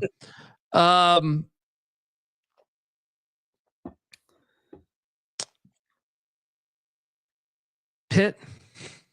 I wasn't giving that shit out. I mean, you beat Carolina. I don't give a fuck what year it is. You beat Carolina. April. You got to be happy with that. It's game ball worthy. Hubert, you're fucked. If you can't beat the Duke JV team with fucking Capel coaching them, how are you going to beat the real Dukies on Saturday? What are they 13-9 right now? Yes, they're fucking. They lost to fucking Stanford. Dude, their remaining schedule is home to Duke. If they don't win that game, 13-10. Home to Pitt again. They could lose again to Pitt. At Clemson.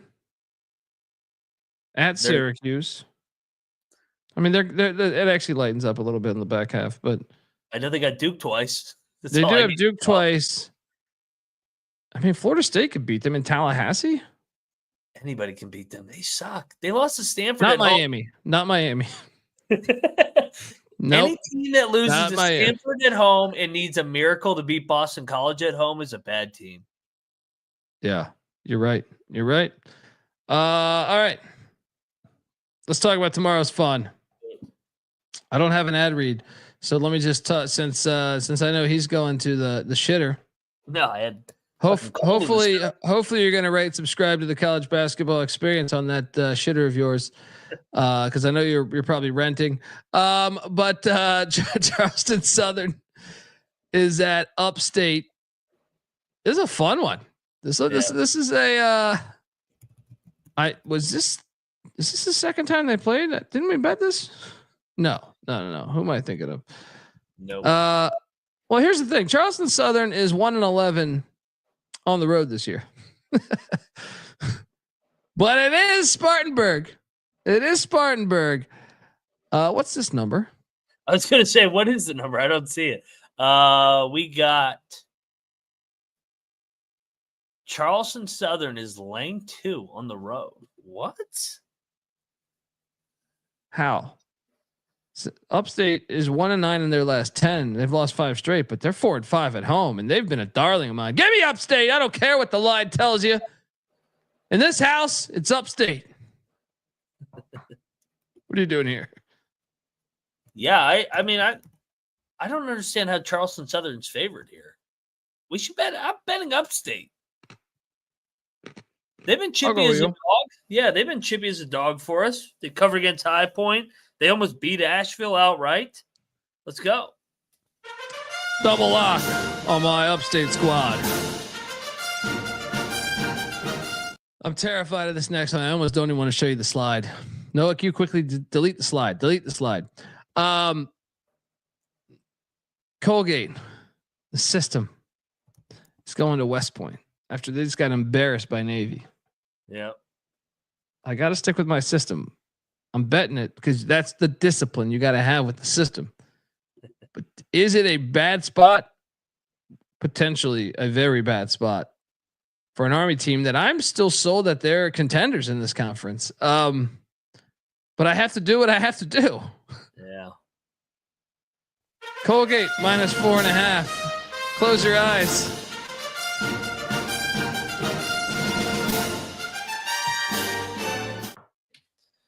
Mac? So they played already this year. Colgate got them. Listen, man, I love Army, but I think they've overachieved. I'm gonna lock up Colgate. I think Colgate makes a statement. The discipline. You gotta ride with the discipline. Still their here. league. Still their league. Double lock on these Raiders. Oh boy, I see Bieniek here. If you touch the total in this game, I'm gonna be super fucking pissed off. No. Okay. I'm going back to, for those that are tuning into the TCE trims, we were talking about potential North Carolina basketball head coaches, big fish that Michael Jordan could drop the bag on. I really sucked at this assignment, trying to find like big fish for North Carolina. I have one name though, and it's kind of a progression, I guess. Kelvin Sampson is from the state of North Carolina. He's like 70 years old though. And then you get him, and then Kellen Sampson takes over. The same exact Steve Belichick from Bill Belichick. It's like a fucking. It's just like an old folks home there in Chapel Hill. Yeah, just serving Jello left and right. You just who in the world? Your rice pudding. Who in the world's done a better college basketball coaching job recently than Sampson? And Drew's probably the other one, but Sampson just hands it off to his son, and you might be able to keep going. I don't know. What about this?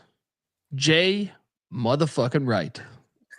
You know they're gonna throw his name in there. I could see him at Carolina, dude. Tell me you could not see him at Carolina.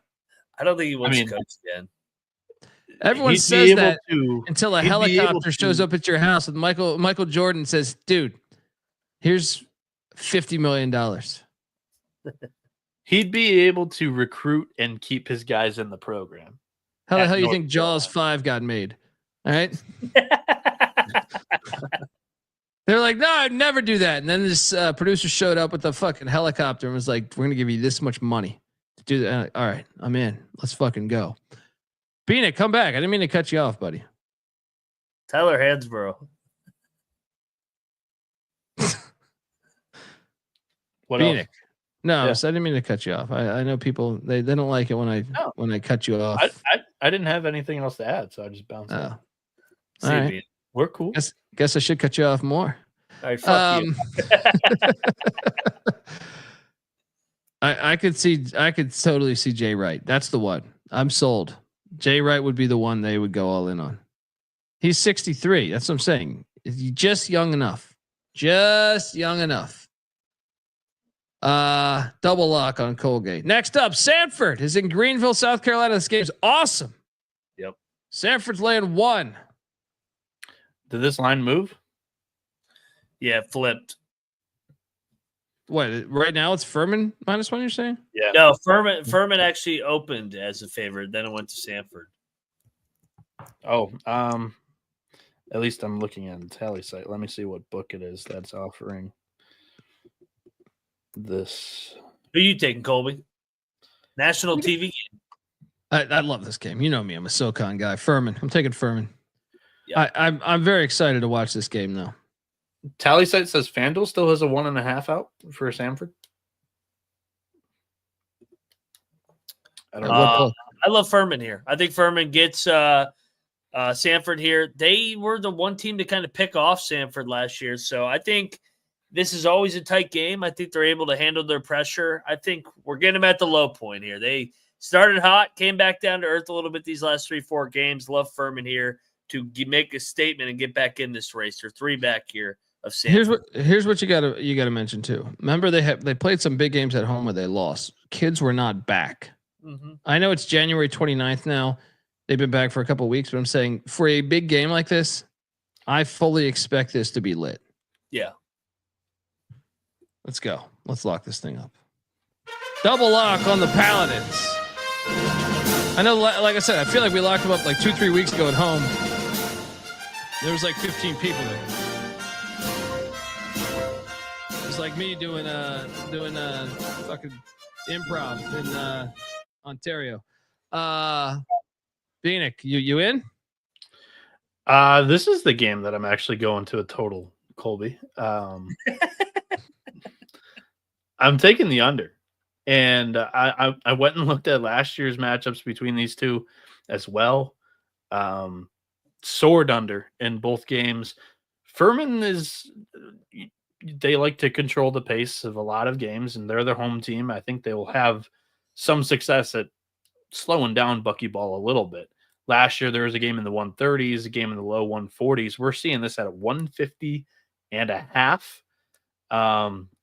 Cocktail Napkins only got this game at 146. And I just think that the Paladins are going to be good enough to keep Buckyball out of transition. So I like the under here, 150.5. There you go, folks. You're getting locks left and right. Can't wait to watch this. Next up, this is another heater, man. Oh, it's a heater of a game. This game's delivered over the years. Like I feel like the past 3 or 4 years, these games have been pretty damn good. Radford is heading to Asheville, North Carolina to take on these Bulldogs. The hell's this number you're seeing right now? Asheville is laying 2.5. So Asheville's 9-0 at home. They've won 5 straight. I'm locking up Asheville. Tragic magic. All year. Give me these dogs. What are you doing here? Battle, baby. Radford's going to beat him, and we're going to have a Big South fun race here with Asheville, High Point, Longwood, and Radford. Let's go. We got a battle in Asheville at the Kimmel Arena. Dundee on these dogs. Mac on these Highlanders. All right, next up. Presbyterian. They're an improved Presbyterian. 9 wins, and it's still January? The fuck is this? They're heading to Rock Hill, South Carolina, Winthrop Coliseum, where last time they played Presbyterian, not only won, they won by 23 points, Mac. Yeah, I know. What? Rock, that was last year that they played, but Winthrop is 12-1 at home this year, and Presbyterian is 1-10 on the road with that one win being in Texas against quality opponent. Fuck's going on here? What line you see it? I see Winthrop -7.5, and I think Winthrop's about to unload on them. I think so too. Yeah, I think this might be one of the better plays of the day. We should bet Winthrop here. They're gonna smash. Yeah, Winthrop. Come fly with the Eagles. Lay it. Double lock.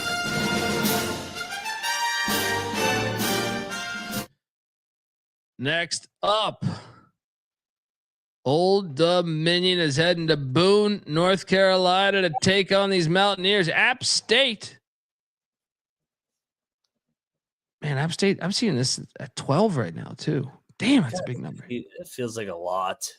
I'm going to take the points. But it does feel like a little trappy. Like you said, App won in Norfolk on January 16th by 19 points. Yep. I'll take ODU as well. No lock though. I'm not betting this. You're betting this? I think I'm going to stay off this one. I'm just going to take ODU and the points. I feel like everybody's going to see, they beat them by 19 at their place. Now all they got to do is win by 12. This is too easy. Yeah, give me ODU. Auburn. Heading into Baton Rouge, laying 12.5 points. I'm locking up LSU plus 12.5. I'm gonna stay within this. Stay within this number. Auburn wins by 6. Mac, what are you doing here? Oh, hell yeah. Give me LSU all day. I think they're live in this game. They need to win bad. Auburn, Broome got up for that game. We'll see how he is second game on the ankle. It'll be a hard game for Auburn off that game day. Double lock.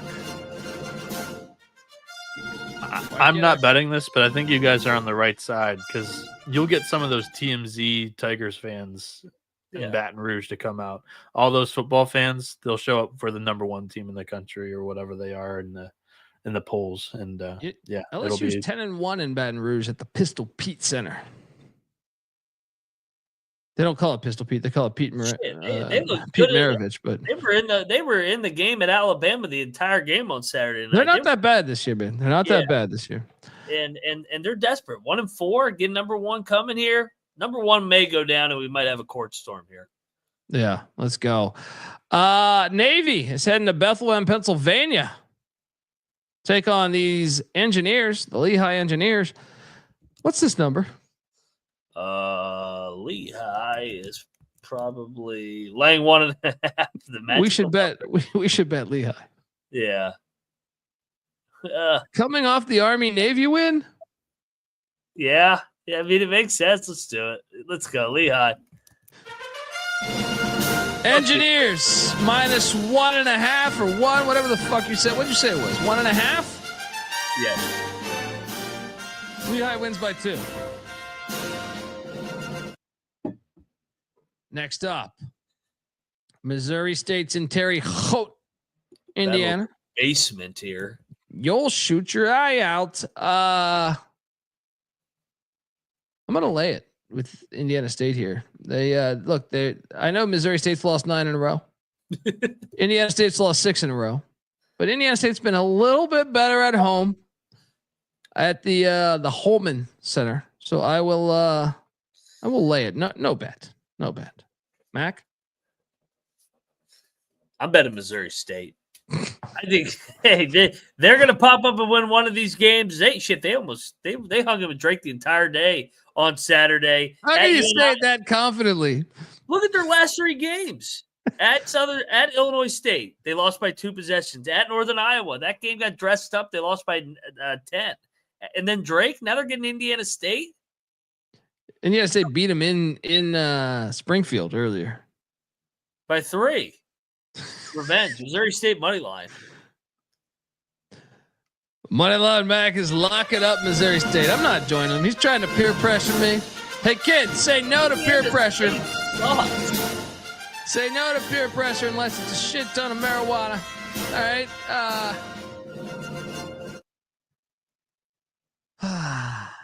Citadel. It's in Macon, Georgia. Take it on Mercer. Mercer's laying 11.5. I'm going to lay it. I'm going to lay it. No bet. Actually, you know what? I think you take the points. Because Mercer's ass too. I think you take. Don't bet this game though. Don't bet this game. You can't fucking lay points in Mercer. They're terrible. Give me Citadel. Next up, Northern Iowa is in Des Moines. This game's fantastic. Love the in-state battle here. The Drake Bulldogs are laying 7.5. UNI won by 14 last time they played. But Drake's 10-1 at home this year. Yeah. I got to take the points here. Give me the points. I can't wait to watch this, but I don't know that I'm going to bet this. What are you doing here? I'm going to take Ben Jacobson, the vet here. I kind of want to bet Northern Iowa. I think it's an experienced coaching matchup here. You got Ben Jacobson, who's been through the gauntlet here in the Valley year after year after year. You got Ben McCollum, first-year head coach, first time with the target on their back, winners of 6 in a row. Here's my only problem. UNI has really struggled on the road. They got whooped, just destroyed by the Salukis, right? Valpo got them on the road. Yeah. I mean, I guess they got past Illinois State by 1. I just don't know. I'm going to stay away. I'm betting Northern Iowa. Taking Ben Jacobson. Moneyline Mac taking the Panthers plus 7.5. This goes up a point. I might jump on. Regionality, baby. Oh, this is a beautiful game. This is one of the best games on the slate. Stetson. It's in Jacksonville, Florida. Take it on North Florida. Remember, Stetson. They're currently they're playing good ball right now. Aren't they in like 4th place? Aren't they tied for like 4th place? Yeah, it's unreal. What's they're this 5 line? 3 in conference. What's With this? losses, they have 2 losses to Queens and 1 to North Alabama. 2 of the best teams in the conference. Why is North Florida laying 10? I'm gonna lay it. I'm on Stetson. I'm gonna lay it. I think you're stepping into one, Noah. Well, I'm aware that it could be, but I just think that a lot of people fell in love with the North Florida team in the non-conference, and they haven't been playing great lately, whereas Stetson's the complete opposite. They shit the bed in the non-conference, and they've been rolling. Like, North Florida has some, like, thumping losses. Sure, you could say a little bit of a bounce back after a 20-point loss to West Georgia for the Ospreys here, but Stetson, you know what we always say about the Hatters? They run these Florida games. They show up in these in-state games. I'll battle you. I'm laying it. I'm not betting this one. This one reeks. I'll battle you, buddy. Let's go. Where's my theme music? Spinal. We got a battle. Dundee on the Ospreys. Bieniek on the Hatters. I was like, I ain't touching it. All right. Next up, North Alabama is in Charlotte, taking on Queens. The hell is this number? I would imagine probably around 1. North Alabama's like 2.5. I got to go back to the well. They've lost 3 straight. There's no way this Queens team is that bad. Give me Queens. No bet. No bet. What are you doing here? It's the first time they've been a dog after they've lost 3 in a row. Yeah, I'm gonna lock up Queens here as the home dog. I think that they bounce back. I love North Alabama, love their guards, but like the spot for Queens here. Bounce back off 3 straight losses. Let's go Queens. Money line Mac locking up the Royale with Queens. Yeah, North Alabama's playing time game. Next up, Charlotte, the Clits are heading to Philly. This game will land on the number somehow. Temple is laying 8.5. Don't tell me you're locking Temple, Noah. I'm going to take the points. I'm going in on the Owls. They lost back-to-back games on the road. They come back home against one of the worst teams in the conference, in my opinion. Owls stomp spot. You disrespecting my Clits again. Cocktail Napkins got it at 13. I'm going in. I can't resist the urge. I'll take these points. Give me Charlotte in the points. I mean, yeah. This is a rig job. I'll battle you. Give me Charlotte. Give me Charlotte. Charlotte is way better than their record. I've watched them. I said that last week, and they drilled fucking USF. They didn't drill, but they beat them. They beat them. I'll join you. I'll join you on this battle. I'll join you on this battle again. Bieniek, I like this. We're just the chat. Everyone's pulling out a gun.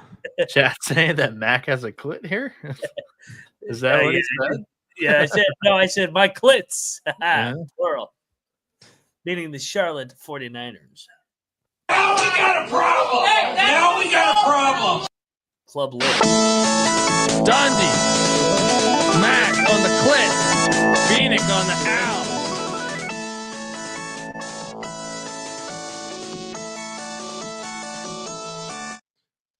All right. UTSA is in Del Boca Vista at the old folks home, taking on FAU. FAU's laying 8.5. I'm actually going to lay it. What are you doing here? FAU is such a hard team to fucking gauge. No bad here. No bad. Yeah, no bad. This is one of those fucking fake conference games. That's like, why is this a conference game? Yeah, lay with the FAU. No fucking bet. All right, next up. That's such a bad reference. Trash the Clit stuff. Why? What? Do you know that they're low? The Clits. That's their abbreviation. CLT, buddy. Yeah. It's literally their logo. CLT. We're not the only ones that cover that. That's not we didn't make that up. Yeah. That's a worldwide thing. Chattanooga. Chattanooga is in Cullowhee. But Colby, they prefer Queen City. The Mocs are in Cullowhee taking on Western Carolina. Chattanooga's laying 11.5. I will lay it. Western Carolina's trash. What are you doing here? I'll lay it. No bet here. Western Carolina, not very good, and they just won. Yeah. You got to fade them off a win, a rare win. No, they don't call themselves that. That's what everybody calls them because the logo, the abbreviation CLT. Pronounce it. Yeah. Clint. It was also one of the logos they released. It went viral on the internet a while back. Believe me, Colby calls many of these schools nicknames that they don't want to be called. So that's just Dundeeism. Welcome to the show. Yeah. I mean, I don't think the Pussy Pack want to be referred to as the Pussy Pack, but they are the Pussy Pack. Same with Saudi Arabia State. I don't know why they don't want to be referred to that since all their money comes from Saudi Arabia, but they don't for some reason, which is slightly racist. Don't worry. The name will probably have to change via sponsorship. Saudi Arabia State will have that in the contract in about 3 years. Storm is coming. Longwood is in Boiling Springs taking on Gardner Webb. Mac, what is this number? This is going to be a fun game. Longwood is laying 1.5. Time to fade Longwood. Now, Flaming Libs is my that's mine. All right, that one I will get offended if someone steals that because that's all pick Dundee here. Wait, Longwood's laying 3. I'm sorry, I just saw that. They're only laying 1.5 here. I will. You like Gardner? I like Gardner. I'm gonna lock Gardner Webb. Longwood's won 3 in a row. They fucking just beat High Point and Radford, and then they never had their letdown game. Here's their letdown game. Gardner Webb beats them. What do they have on deck? It is a stinky ass line. Yeah. I just don't know if Webb's that good this year though. They were chippy at Radford. They did get drilled by High Point. That's the game you're remembering. I'll take Gardner. No way. No bet. You're betting this?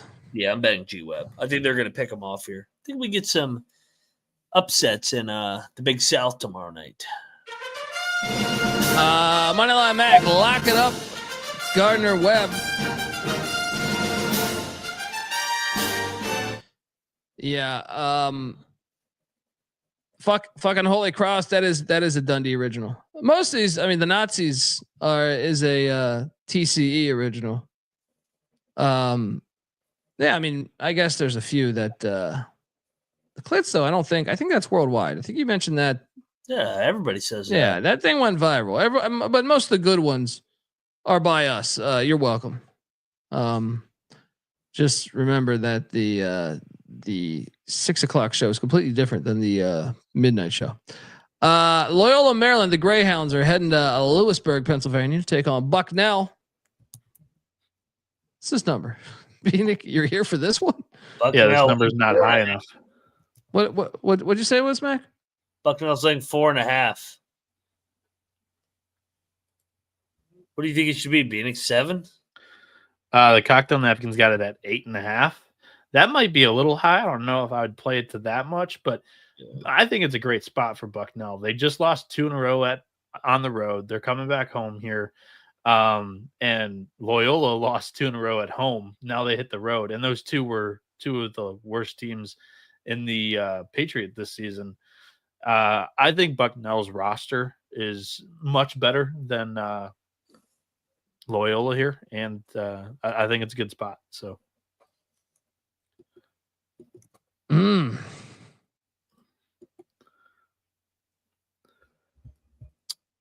I'll take Loyola, no bet. I'll take the points. Any of these Patriot League games, give me the points. I never liked Patriot League. Loyola has the worst defense in conference, so I like Bucknell's offense there in that spot. Best of luck. Thank you. Yeah, I'll be rooting for you. I did see Lehigh. Was it against? I'm sorry. I did see Loyola? I think against Lehigh where they drilled them maybe a week or 2 ago. Next up, I'm sorry, I'll play music. Bieniek is locking up The good old the Bison of Bucknell jump in on the action. VMI. The hottest team ever. I said the greatest team ever, VMI. Dude, we got to bet them. They're getting a huge number here. What the fuck's going on here? Oh, man. I mean, have they just do they think that it's last year's team? 12.5. We got to bet VMI, right? I think so. I'll jump into this. I think they're disrespecting VMI again. Double lock. Lucky Dets.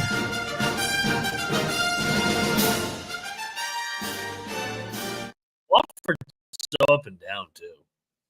Yeah, they are pretty fire at home though, but I still think it's a good spot. 12.5. Just they've looked good. VMI has so. Fordham. Hey, take it on LaSalle. There's a shipment of goods coming in here. LaSalle's laying 4.5, please. Fordham off the win too. Yeah. LaSalle, big shipment coming in. I forgot to put the Fran photo up. I know. Is it bad luck now? That might be bad luck. Bieniek, you coming with? Bieniek. Yeah, I think LaSalle's probably one of the stronger plays tomorrow. Fordham just got their first win in conference, like Colby mentioned. Now they hit the road to LaSalle, who is, I guess, been a cash cow of Colby's. So I'm looking to hitch my wagon to that for this game here. Mac, are you coming or what? Because I mean, if you need to be pushed a little bit. Oh my God. I mean, yeah, they've had more rest. They compared to Fordham, who played an emotional game. The interim got his win finally. I think coaching matters here. Give me Dumphy over the interim. Let's go. I can tell you this too. Fran texted me. I imagine he was wearing this leather jacket, but he said, Dundee, you know anyone wants to buy 45, 75-inch Sony platinum TVs? And I was like, I don't think they do platinum. He's like, no, these are platinum TVs. And I said, I'm not gonna doubt you, Fran. You're a hell of a, you know. And I said, where'd you get them from? And he goes, that's none of your business, Dundee. 75 platinum. I'm sorry, 45, 75-inch platinum TVs. Hilarious. That's a guy. That's a guy right there. You, I'm telling you, shipments coming in. We're going heavy, triple lock. I'm actually impressed that you guys came along. I didn't think you guys would have the cojones, you know? So, Spinal. triple lock.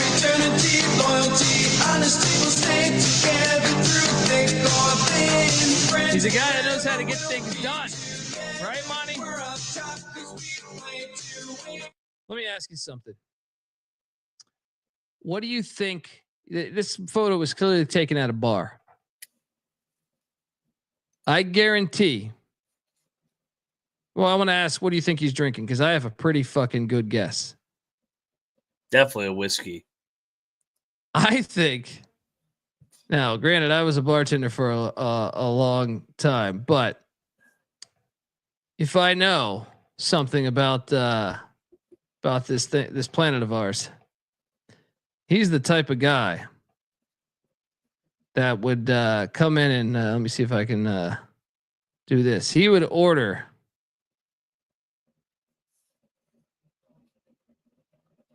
He would order this right here. Guarantee you. Guarantee you he would order this. The old school heads, this is what they order. A JB on the rocks. JB on the rocks. Or neat. He could do neat, depending on his day. That's what he would be ordering. I know agree. That, yeah, only well, that might be just a bartender joke, but I'm telling you, that's what he'd be doing. Triple lock on LaSalle. Richmond is in DC. These Spiders. They just won't give up.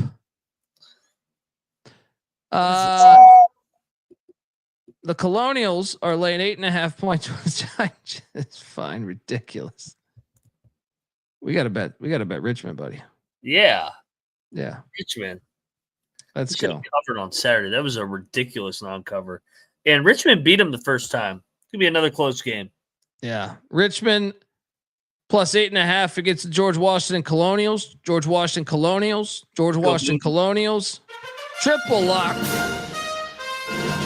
Let's go.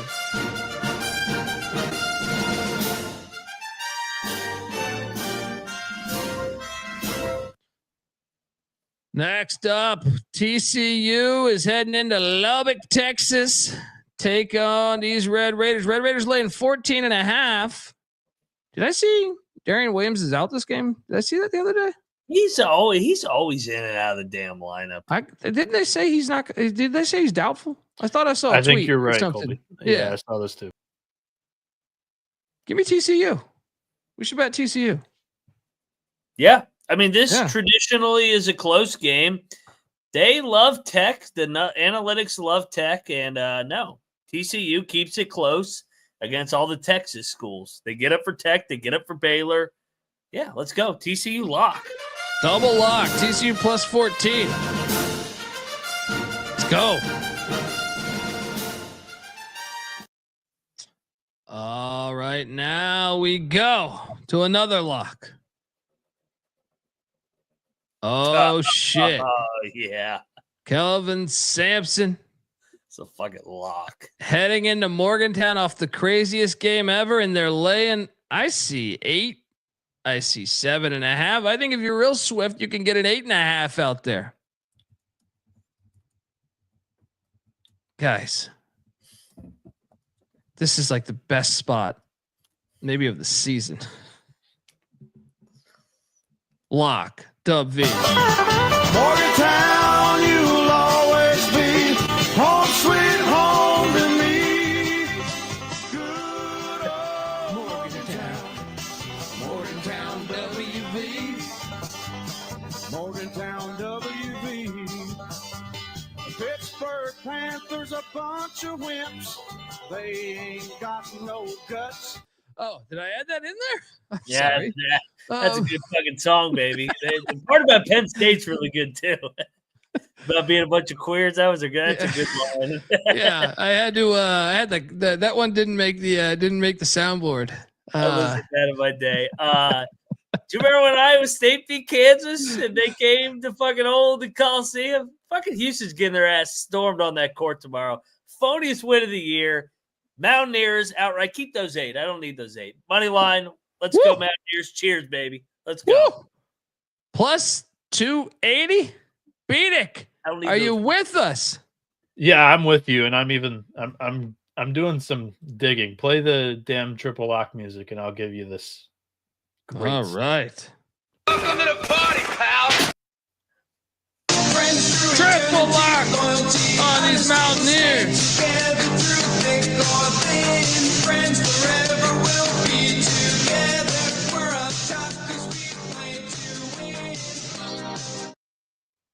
Good question by Mojo in the chat. He said, can West Virginia hit shots? That's a good point because West Virginia already saw Houston's defense. They're not going to be awed by Houston's trapping defense. They've seen them. They've seen Iowa State. They've won at the Fog as well. They beat Gonzaga. West Virginia's winning tomorrow night. They've lost 2 in a row, too. Yeah, this is going to be fun. It's going to be fun. I believe in games played after Kansas, Big 12 games played after Kansas, teams are 2-4 straight up. Makes so sense. far this season. So, and it was a double overtime game. Had that into it as well. Yeah. I mean, you saw how flat Kansas was tonight. Well, and it's just a game you have circled in the preseason. Those are the 2 teams that were projected at the top of the conference. You know, I guess some had Baylor, but it was, they were in the mix there. Love it. Can't wait to watch this one. Next up, can't wait to watch this one. The SoCon. Why can't you do this on Mondays? East Tennessee State in Greensboro. I'm still gonna watch this though. Yeah, it's gonna be fun. This is a great game, dude. I think Greensboro's the play.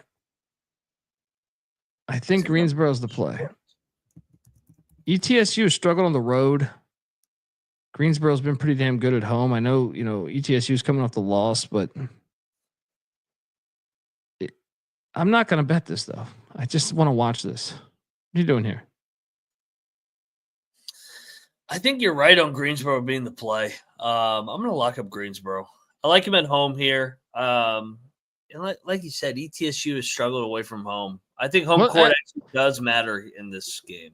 And they're coming off a rivalry game. They're coming off the rail rivalry against Chattanooga. Yeah. I mean, I know they lost that game, but like,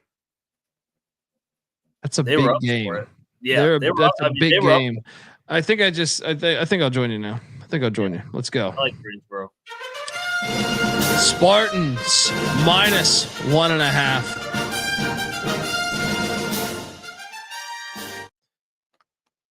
Next up, Frank Martin and UMass.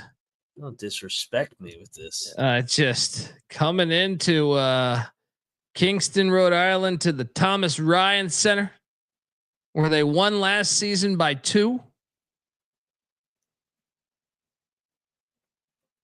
I mean, yeah, I'll take the points. They're playing better right now than Rhode Island. Agree. Another lock. I mean, I'm gonna keep riding Frank's guys. I mean, they're even if they lose, it's a 1 possession game. I feel like so. Let's go. Archie's trying to count out the double lock on these Minutemen. Was that not the dumbest quote the other day? Which one? What are we talking about? Archie. Crazy. What did he say again?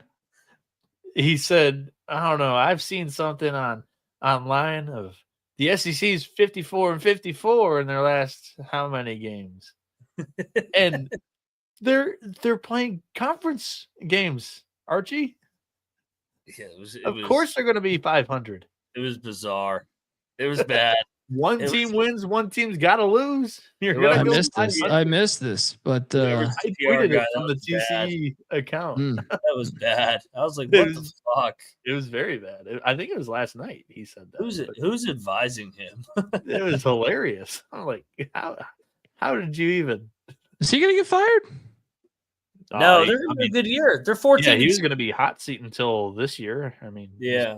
He's been That's fine. why everybody's going to love Rhode Island tomorrow. They're going to see 14-6 versus 9-11. But who have they beat in conference? They haven't really beat anybody good. I guess they got Mason. They got Mason.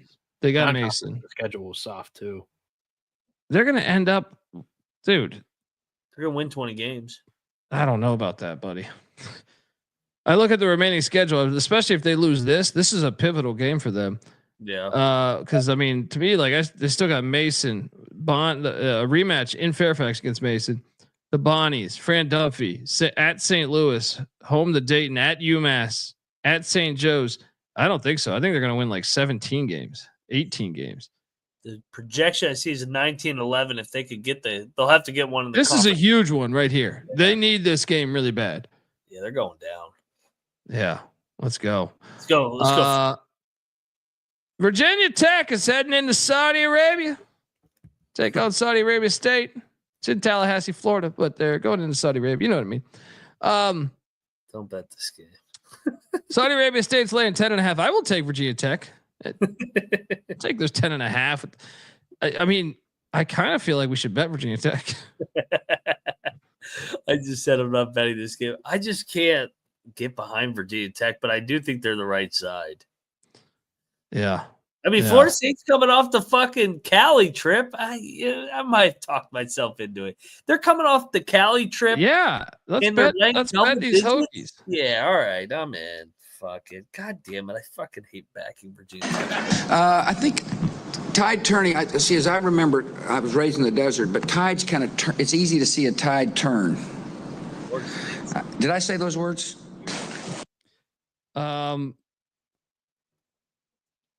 Welcome to the party, pal. Gobble, gobble. Double lock on these Hokies. Plus 10.5.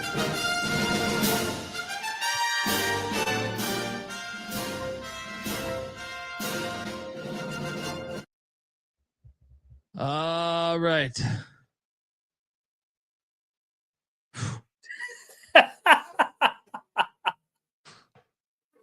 How did we get to this point? These teams in 2019, Virginia won a national championship. In 2000, what was it? 21. Miami went to the Final Four. Was that 22 or 21? I can't remember. 20. It might have been 22. And here we are. Love this Miami logo though. Yes. Wait, you're locking? We're taking Virginia, right? Yeah. Yeah. Hey, Miami finally covered, but even when they played perfect, they still almost blew a 10-point cover in overtime to Cal. They're coming back from the road trip. Virginia's going to beat them by 7. It's going to be a great game. I'm with you. I had Virginia circled. Let's go. Wahoos. They're going to frustrate them with that shitty offense. They're going to use their own shitty offense to frustrate Miami. What's all this taking that? They basically run the 4 quarters offense these days. Yeah. Best you could do. Virginia wins 48-41.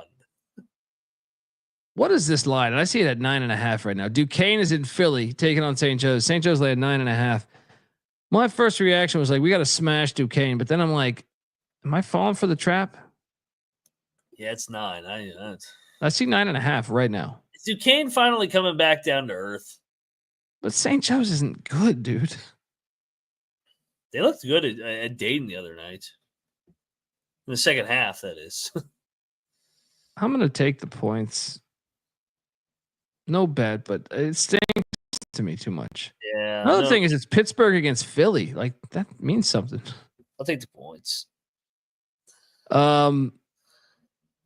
Loyola, Chicago, heading into Fairfax, Virginia to the Patriot Center. Take on these George Mason Patriots, 15-5. Perfect time to start your football program. Mason's 12-1 at home.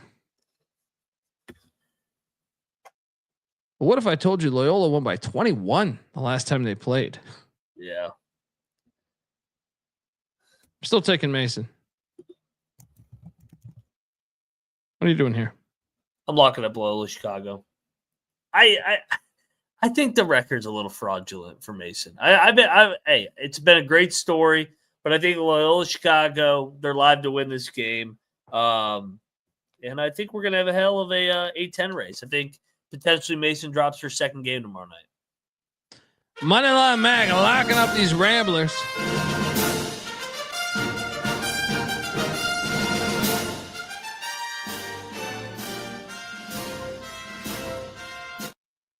Let's stay away.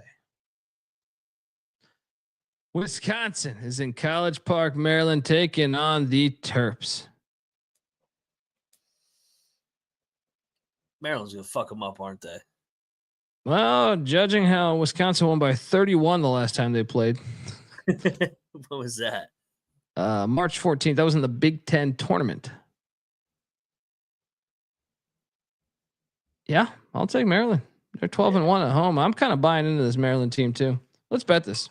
Yeah, I like Maryland here too. I'm going to fade Wisconsin. I mean, they just played the double LA road trip last week, came back home, beat Nebraska by about 1,000. Now they got to go to the East. I'll fade the travel spot. 3 out of 4 going for West. Double lag on these Terps.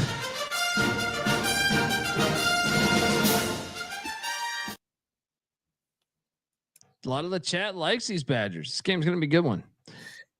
It's very squarey. Square dog. Got fleas. Of course, Bieniek's here. Every AE game, he's here. American is in Easton, Pennsylvania. What is this number, guys? This is the Patriot League, though. Oh, yeah. That's what I meant to say. What's this number? 1. Who's favored right now, Mac? Lafayette, I bet, is. American by 1. Okay, so this line flipped. I got it at +1.5. I thought the wrong team was favored, and it's moved in that way. So, I had it at -2. So, like, I don't think there's a ton of value on the number here because that's what I mainly bet. But I do think that American has the best roster in this league, and they're rolling right now. They've smashed a couple of teams in a row, and then they beat Colgate by 4. You could say this is a letdown game, but I actually think that American is the best team in this league. I like Lafayette. I do too, dude. I just think Colgate game like that. That's not going to happen for me. Lafayette just lost by 39 to Lehigh. That means I like him more now. And like the fact that AU's won this many in a row, I just feel like they're due. No, I think they're a good team. I don't think they're due for a loss. I mean, Navy beat them by 23 points. I liked it at +1.5. I bet it. It's on the picks page already. I mean, if this was in the tournament, I would probably agree with you. But I just think I'm not going to bet this game. But Bieniek locking up the Eagles at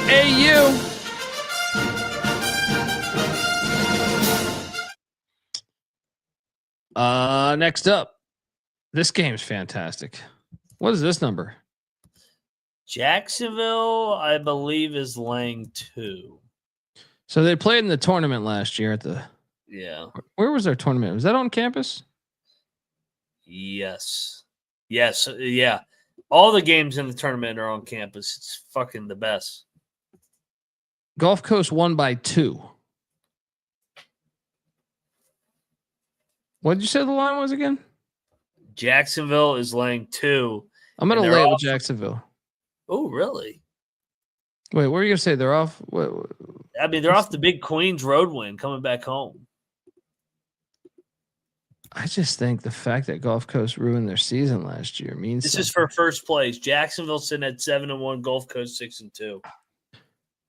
I mean, I personally think Florida Gulf Coast has the better roster, but I think this is the first of 2 matchups. I'm going to take Gulf Coast in the next one. Give me the Dolphins to swim heavy and swim hard.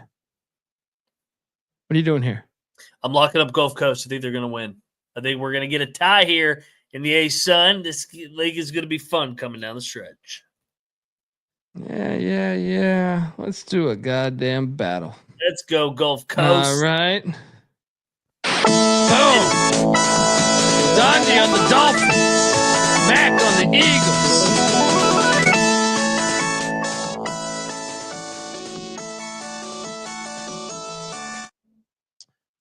Next up, North Texas. This is Wichita taking on the Shock Jocks. Wichita State. It's got to be a Wichita spot, right? I see it's down to 4.5 too. Yeah. It's got to be Wichita. Give me Wichita. Don't bet this game. They've been so ass lately. Don't bet this. I mean, yeah, they've lost 3 in a row. North Texas did win at Wichita last year as well. I'll take Wichita. No bet to your point. You got to prove it to me, Wichita. They've been shit this year, man. It's been disappointing. West Georgia is in Conway, Arkansas, where the fans always deliver at the Ferris Wheel Center. Save Ferris. West Georgia's 1-11 on the road, and they're coming off of a gigantic fucking 20-point win against North Florida. That's another reason why to take North Florida Bieniek. We got to take Central here, right? Yeah. They've lost 6 straight. What's that number you said? 3.5. They're laying 3.5. Stake Central. Yep. Fringe lock. Great. Spot's great. Let's do it. I'll bet. Yeah. Double lock on these Bears.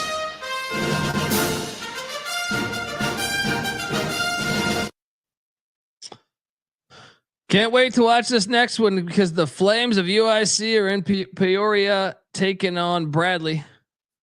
Bradley's laying 8.5 points, and I actually think we should bet UIC.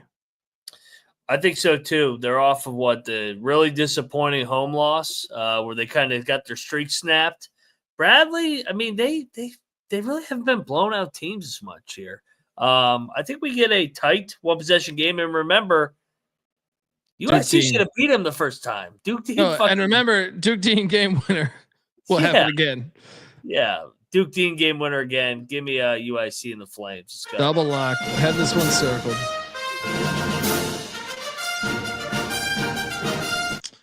Next up, Murray State is in Evansville, Indiana, taking on these Purple Aces. Evansville's laying 4.5 points. Nope. Give me Murray State minus 4.5. No bet. I'll take Evansville. No bet either. UAB is in Tulsa, Oklahoma, off the Memphis loss. They're laying 8.5. I will bet UAB minus 8.5. I think they win by 24. Yeah, they got embarrassed. You with me?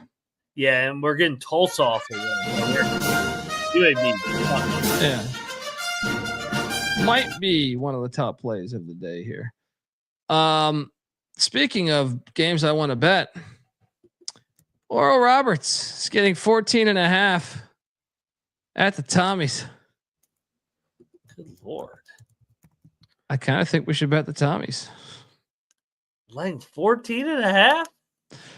Guess what? Last time they played, they won by 22 points. What if I told you Oral Roberts is 0-10 on the road? What if I told you St. Thomas is 9-0 at home? What if I told you that St. Thomas is the third best shooting percentage in the entire country, and Oral Roberts' defense is the fifth worst effective field goal percentage in the country?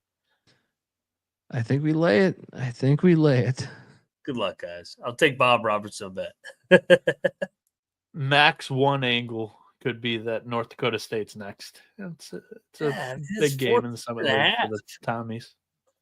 What's the Tommies logo supposed to be, by the way, here? Is this a raccoon?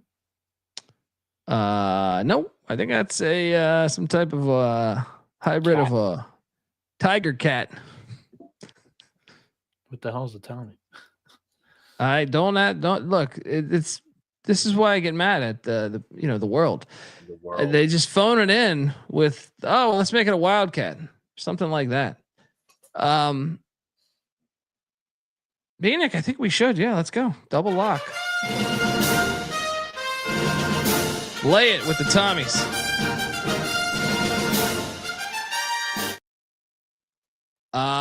Next up, Oklahoma State is catching 6.5 in the Little Apple against Kansas State.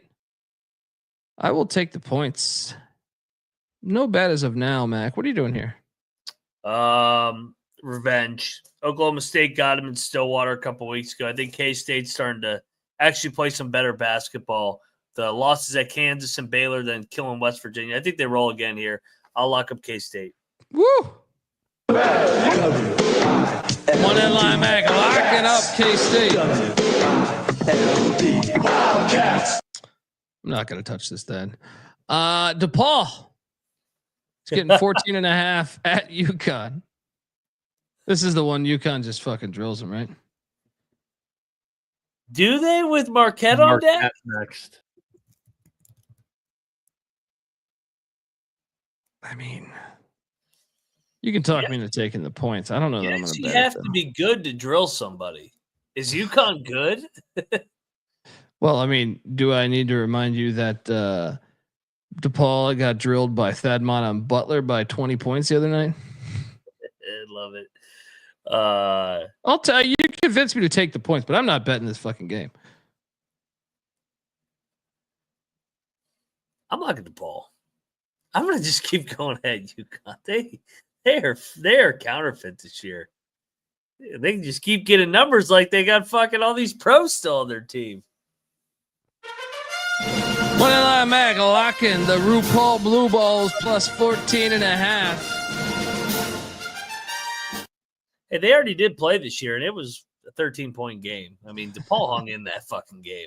That was in Chicago. Next up, we should bet this. Arkansas State's laying 8 in Hattiesburg. Southern Miss with that bullshit cover the other night. There's no way this is sustainable. There's no way. There's a lot of voodoo with this fucking team. I do feel like they knew the number the other night, though. I will say that. Who's on their team? Yeah. Curbelo. Yeah. I'm going to lay the 8. You can talk me into a lock here. Why is this line not 10? I'm scared off this one. I'll take Southern Miss. No bet. I ain't touching this shit. Next up, Xavier is in Omaha, taking on Michael Creighton. Yeah. This is one that I think we should bet Creighton. I know they've won 5 straight, but Xavier just beat UConn. Yeah. I think it matters to them. Give me them Blue Jays. I'll lay the 5.5.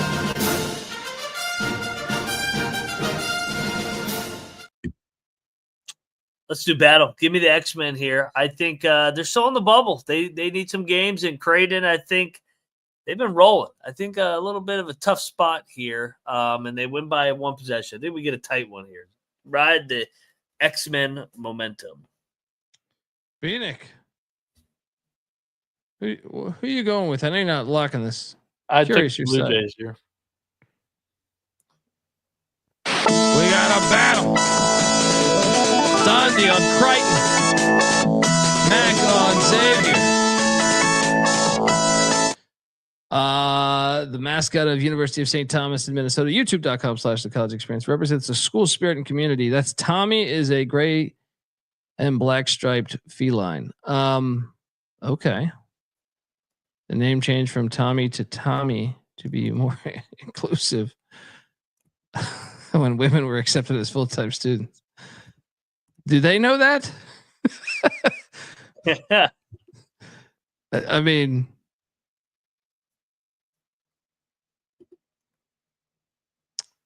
the world is strange. Tommyville.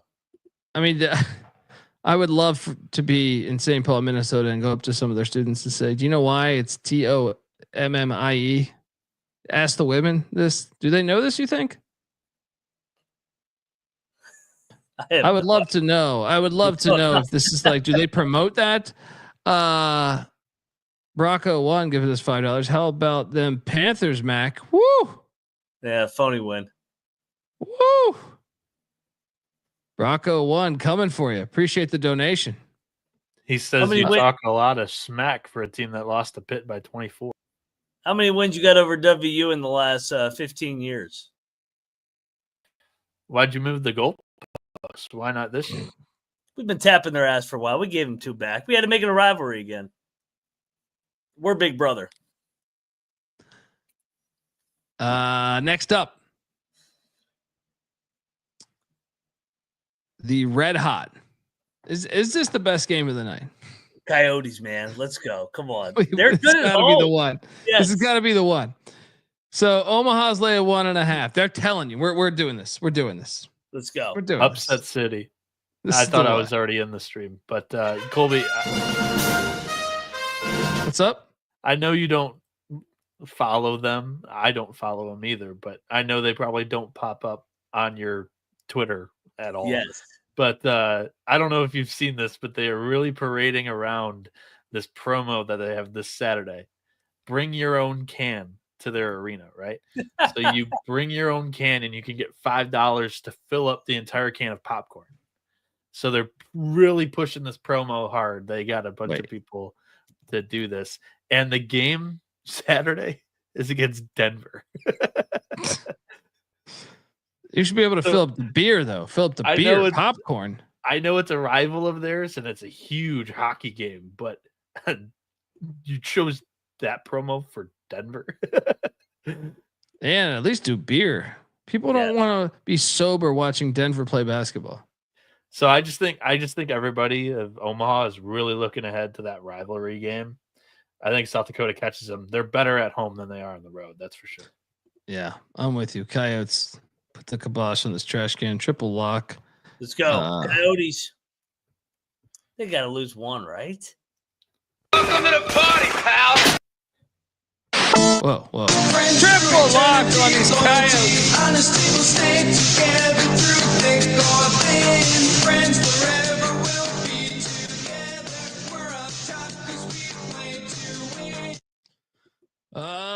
right, Belmont is heading to Normal. Take on Illinois State. Illinois State laying 3.5. I think Illinois State's the play here. They lost a heartbreaker the other day. I think they bounced back. What are you doing here, Mac? Belmont's are so damn disciplined. That's the only thing. But yeah, I think Illinois State's aside. Let's do it. Yeah, I think just this was a tight game at Belmont. Yeah. Illinois State minus 3.5, double lock. We're betting every fucking game, and it's fantastic. Do we bet this one though? Because we got a rivalry game in the ACC. Cal, the Calgorithm is heading to Dallas, Texas. Take on SMU.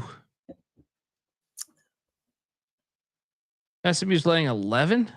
I see 11.5 right now. Give me Cal.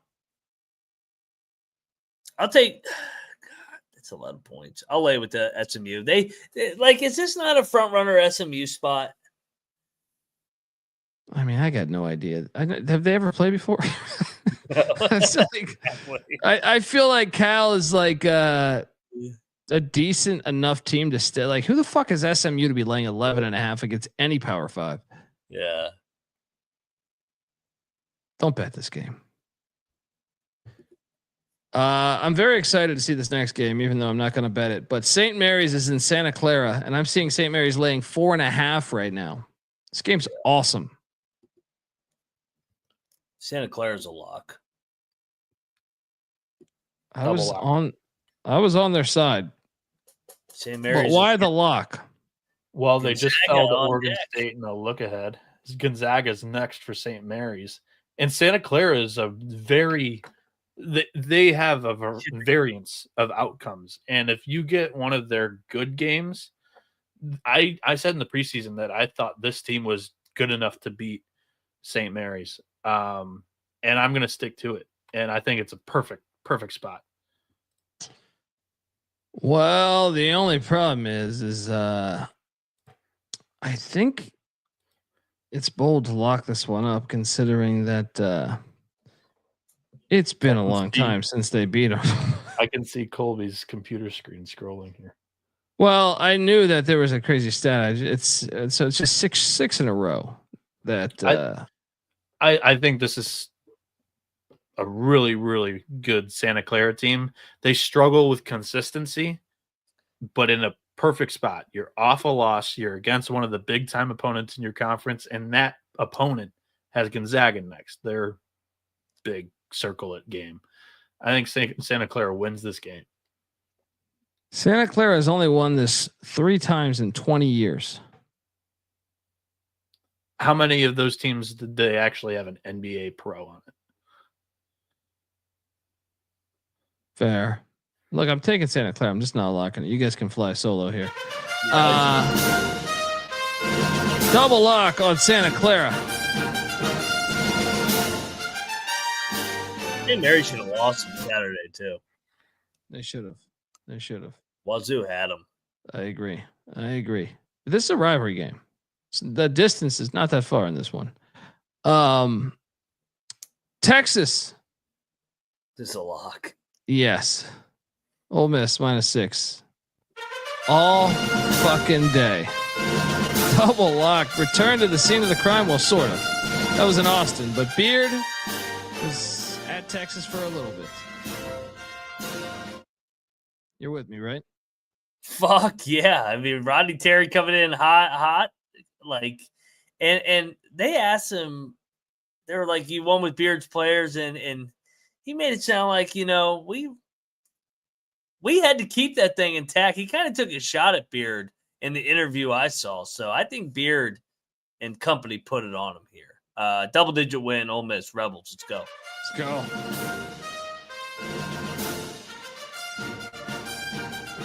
Hey, if Ole Miss does not win this game, we'll probably have this conversation tomorrow. But I mean, the Rebs bottom 4, bottom 5, one of those SEC teams that misses the tournament.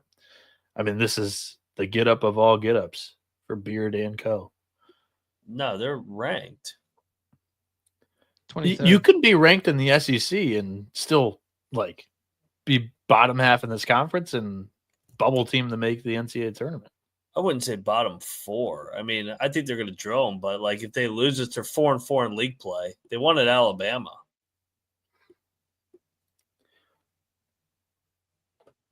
They have 3 straight and if they lose, we'll talk about it tomorrow. It'll be. They ain't losing this though. They're going to fuck up. It's a hypothetical. Who knows? Rutgers is in Evanston taking on Northwestern. Northwestern's laying 7.5 points, and I think we should bet Rutgers. Why is this line so high? Because Rutgers is horrible on the road. Yeah. They're 1-4 on the road. Northwestern is 10-1 at home. Yeah. I just think 7.5 is a little steep. I'll join you. I mean, Rutgers is still trying to make the tournament. They got to get healthy though. Rutgers plus 7.5.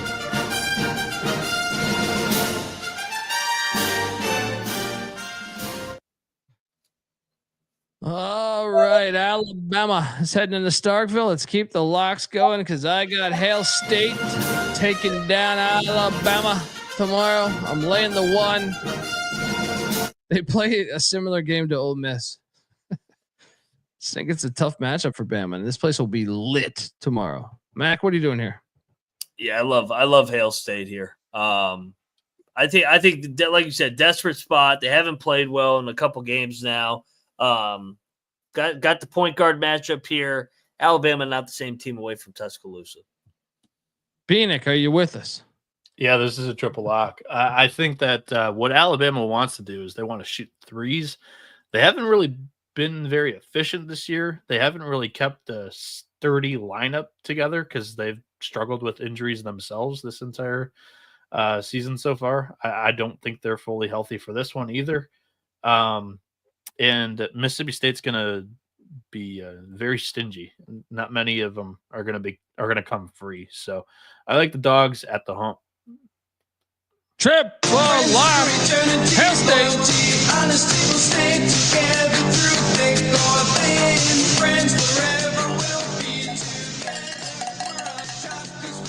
Wake up the kid, Colby. There we go. Yeah, did you hear me? Yeah. Wake up the kid. Hopefully that didn't happen. But yeah, let's go. Hail State. UNLV. It's going to get drilled tomorrow. I will lay the 10.5 in Logan with Utah State. This is a rematch of the big game. I kind of like Vegas here. I just think it's gonna be a tight game again. These two teams it feels like they always play a tight game. In Logan? No. What, last year in Logan, they didn't play in Logan, but 2 years in Logan, it was a 4-point game. I'm staying away.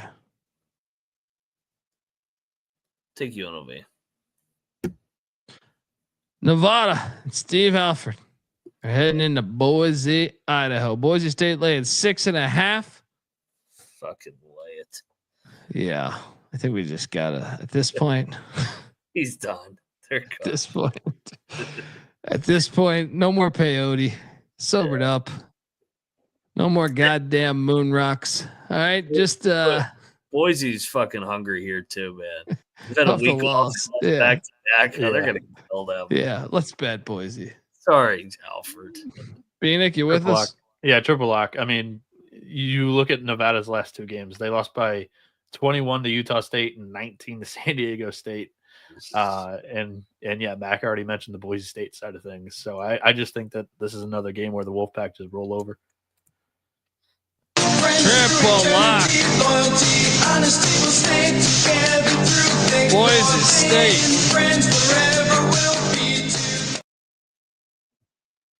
And there's 1 game left. And I think we should bet it. Syracuse is getting 10.5. I think they can stay within that number, Mac. You do? I do. I mean, this is such a dumbass game. I think they can stay within that number. Going to the well. Syracuse plus 10.5. Lock it up in the dumbass game of the night. What are you doing here? Battle? Are we battling? Battle. This team's going out west, and the first game suck. No one's gonna be at this game. Who's going to this game? They're gonna be tired from all the travel, and they suck already to start with. Stupid. I just think like Stanford's been out there too.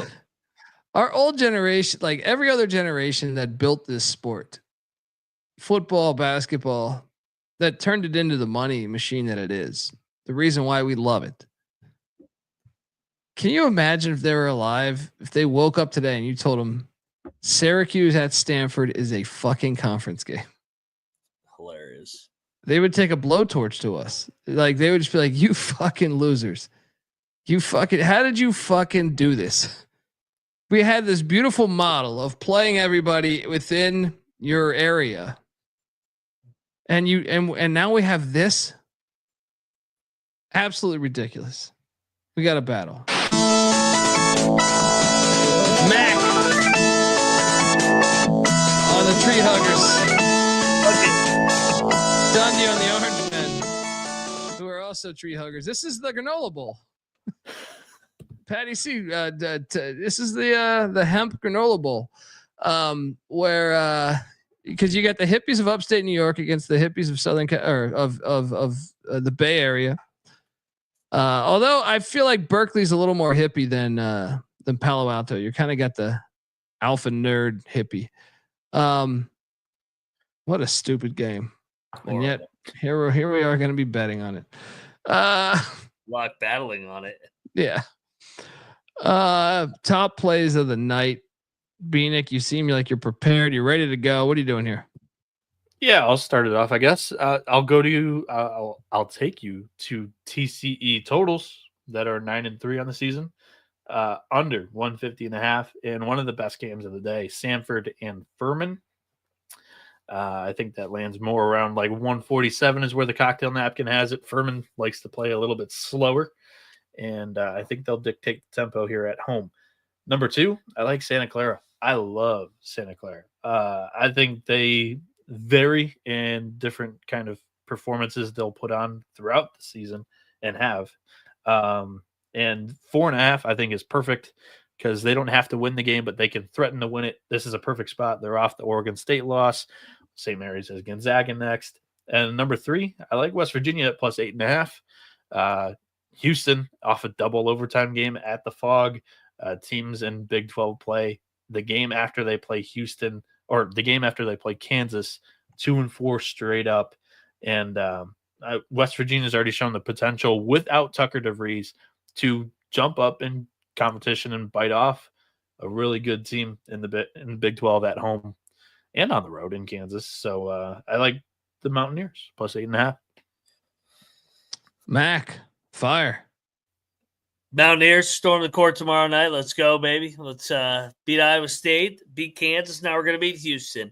Both Mississippis, yeah, a little Mississippi parlay. Love Hail State. Love the Rebs here as well. And then in the nightcap, I love Boise in a blowout. Sorry. Yeah.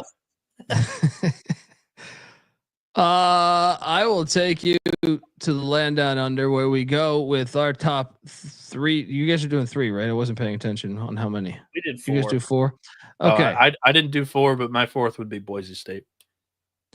There we go. Well, I will join in on the 4, and the 4 will be start off with Michael Creighton against Xavier. Lay the 5.5. Right. Then let's also take, and actually these are in no particular order. If I had to deem best one, I'm going to take Virginia Tech in there plus 10.5 at Florida State as a second one. The third one will be West Virginia plus the points. And the fourth one is Ole Miss against Texas.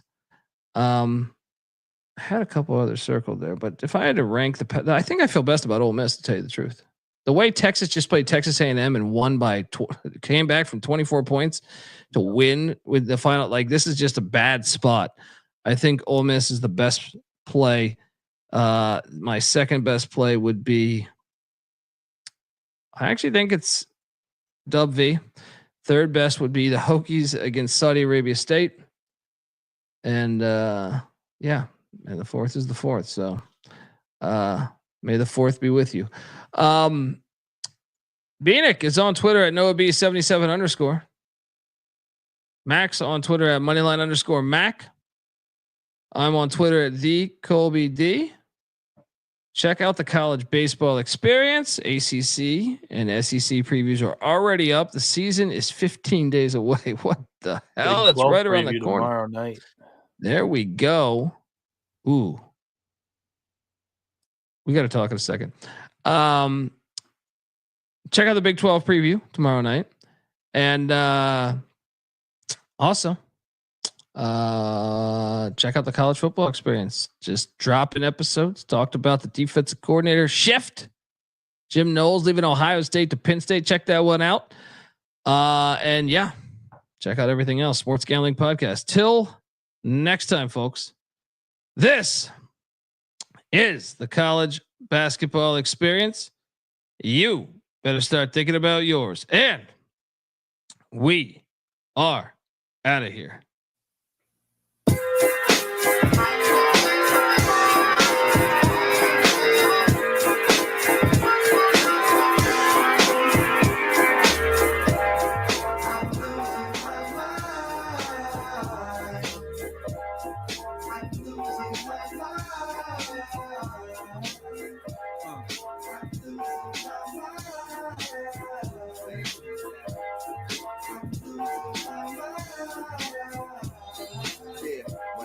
I was oh so shy, never knew I'd grow up to be oh so fly. Didn't have many homies and I don't know why, but it never stopped me from picking up the mic and everybody gathered around. I was shocked to see, left my shell, the rest is history. Now I'm on to a relic at a moment's peace, and when I get home I go to bed and brush my teeth. But man, I wonder how I keep it going at times. I get unorganized, garbage piles rise. In between times like I'm at right now, it's like the structure's f***ed up. I don't know how to get it back. I'm traveling back in time like when I was a kid, nervous, facing life. Uncertain feelings returning full swing, and it's really hard to feel like a king. Sing, king, ding, ding.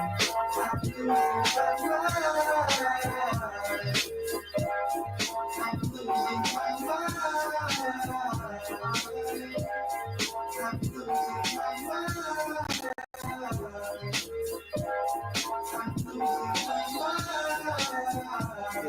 Yeah. Management, please manage it. I don't know what's going on, I can't even figure. Really, I'm supposed to come back like a star when I'm cool with how I is, cause it's all I ever are. I know that I possess a little certified magic, but I ain't gonna tamper with that, cause that's tragic. Just give the people something real for a change. I know, sell records, but the shit's so strange. I'm in the wrong damn business, should've stuck with trains. Cause here, you gotta be cool, gotta be tame. The uncertainty can drive you out of your brain. Fighting with the ones you love and inflicting pain, breaking things and cutting up heartstrings. I'm saying I'm wigging out and it just ain't me. I ain't saintly, but why I'm acting insanely. Letting pressure change my colors when I paint me for real. I'm losing my mind.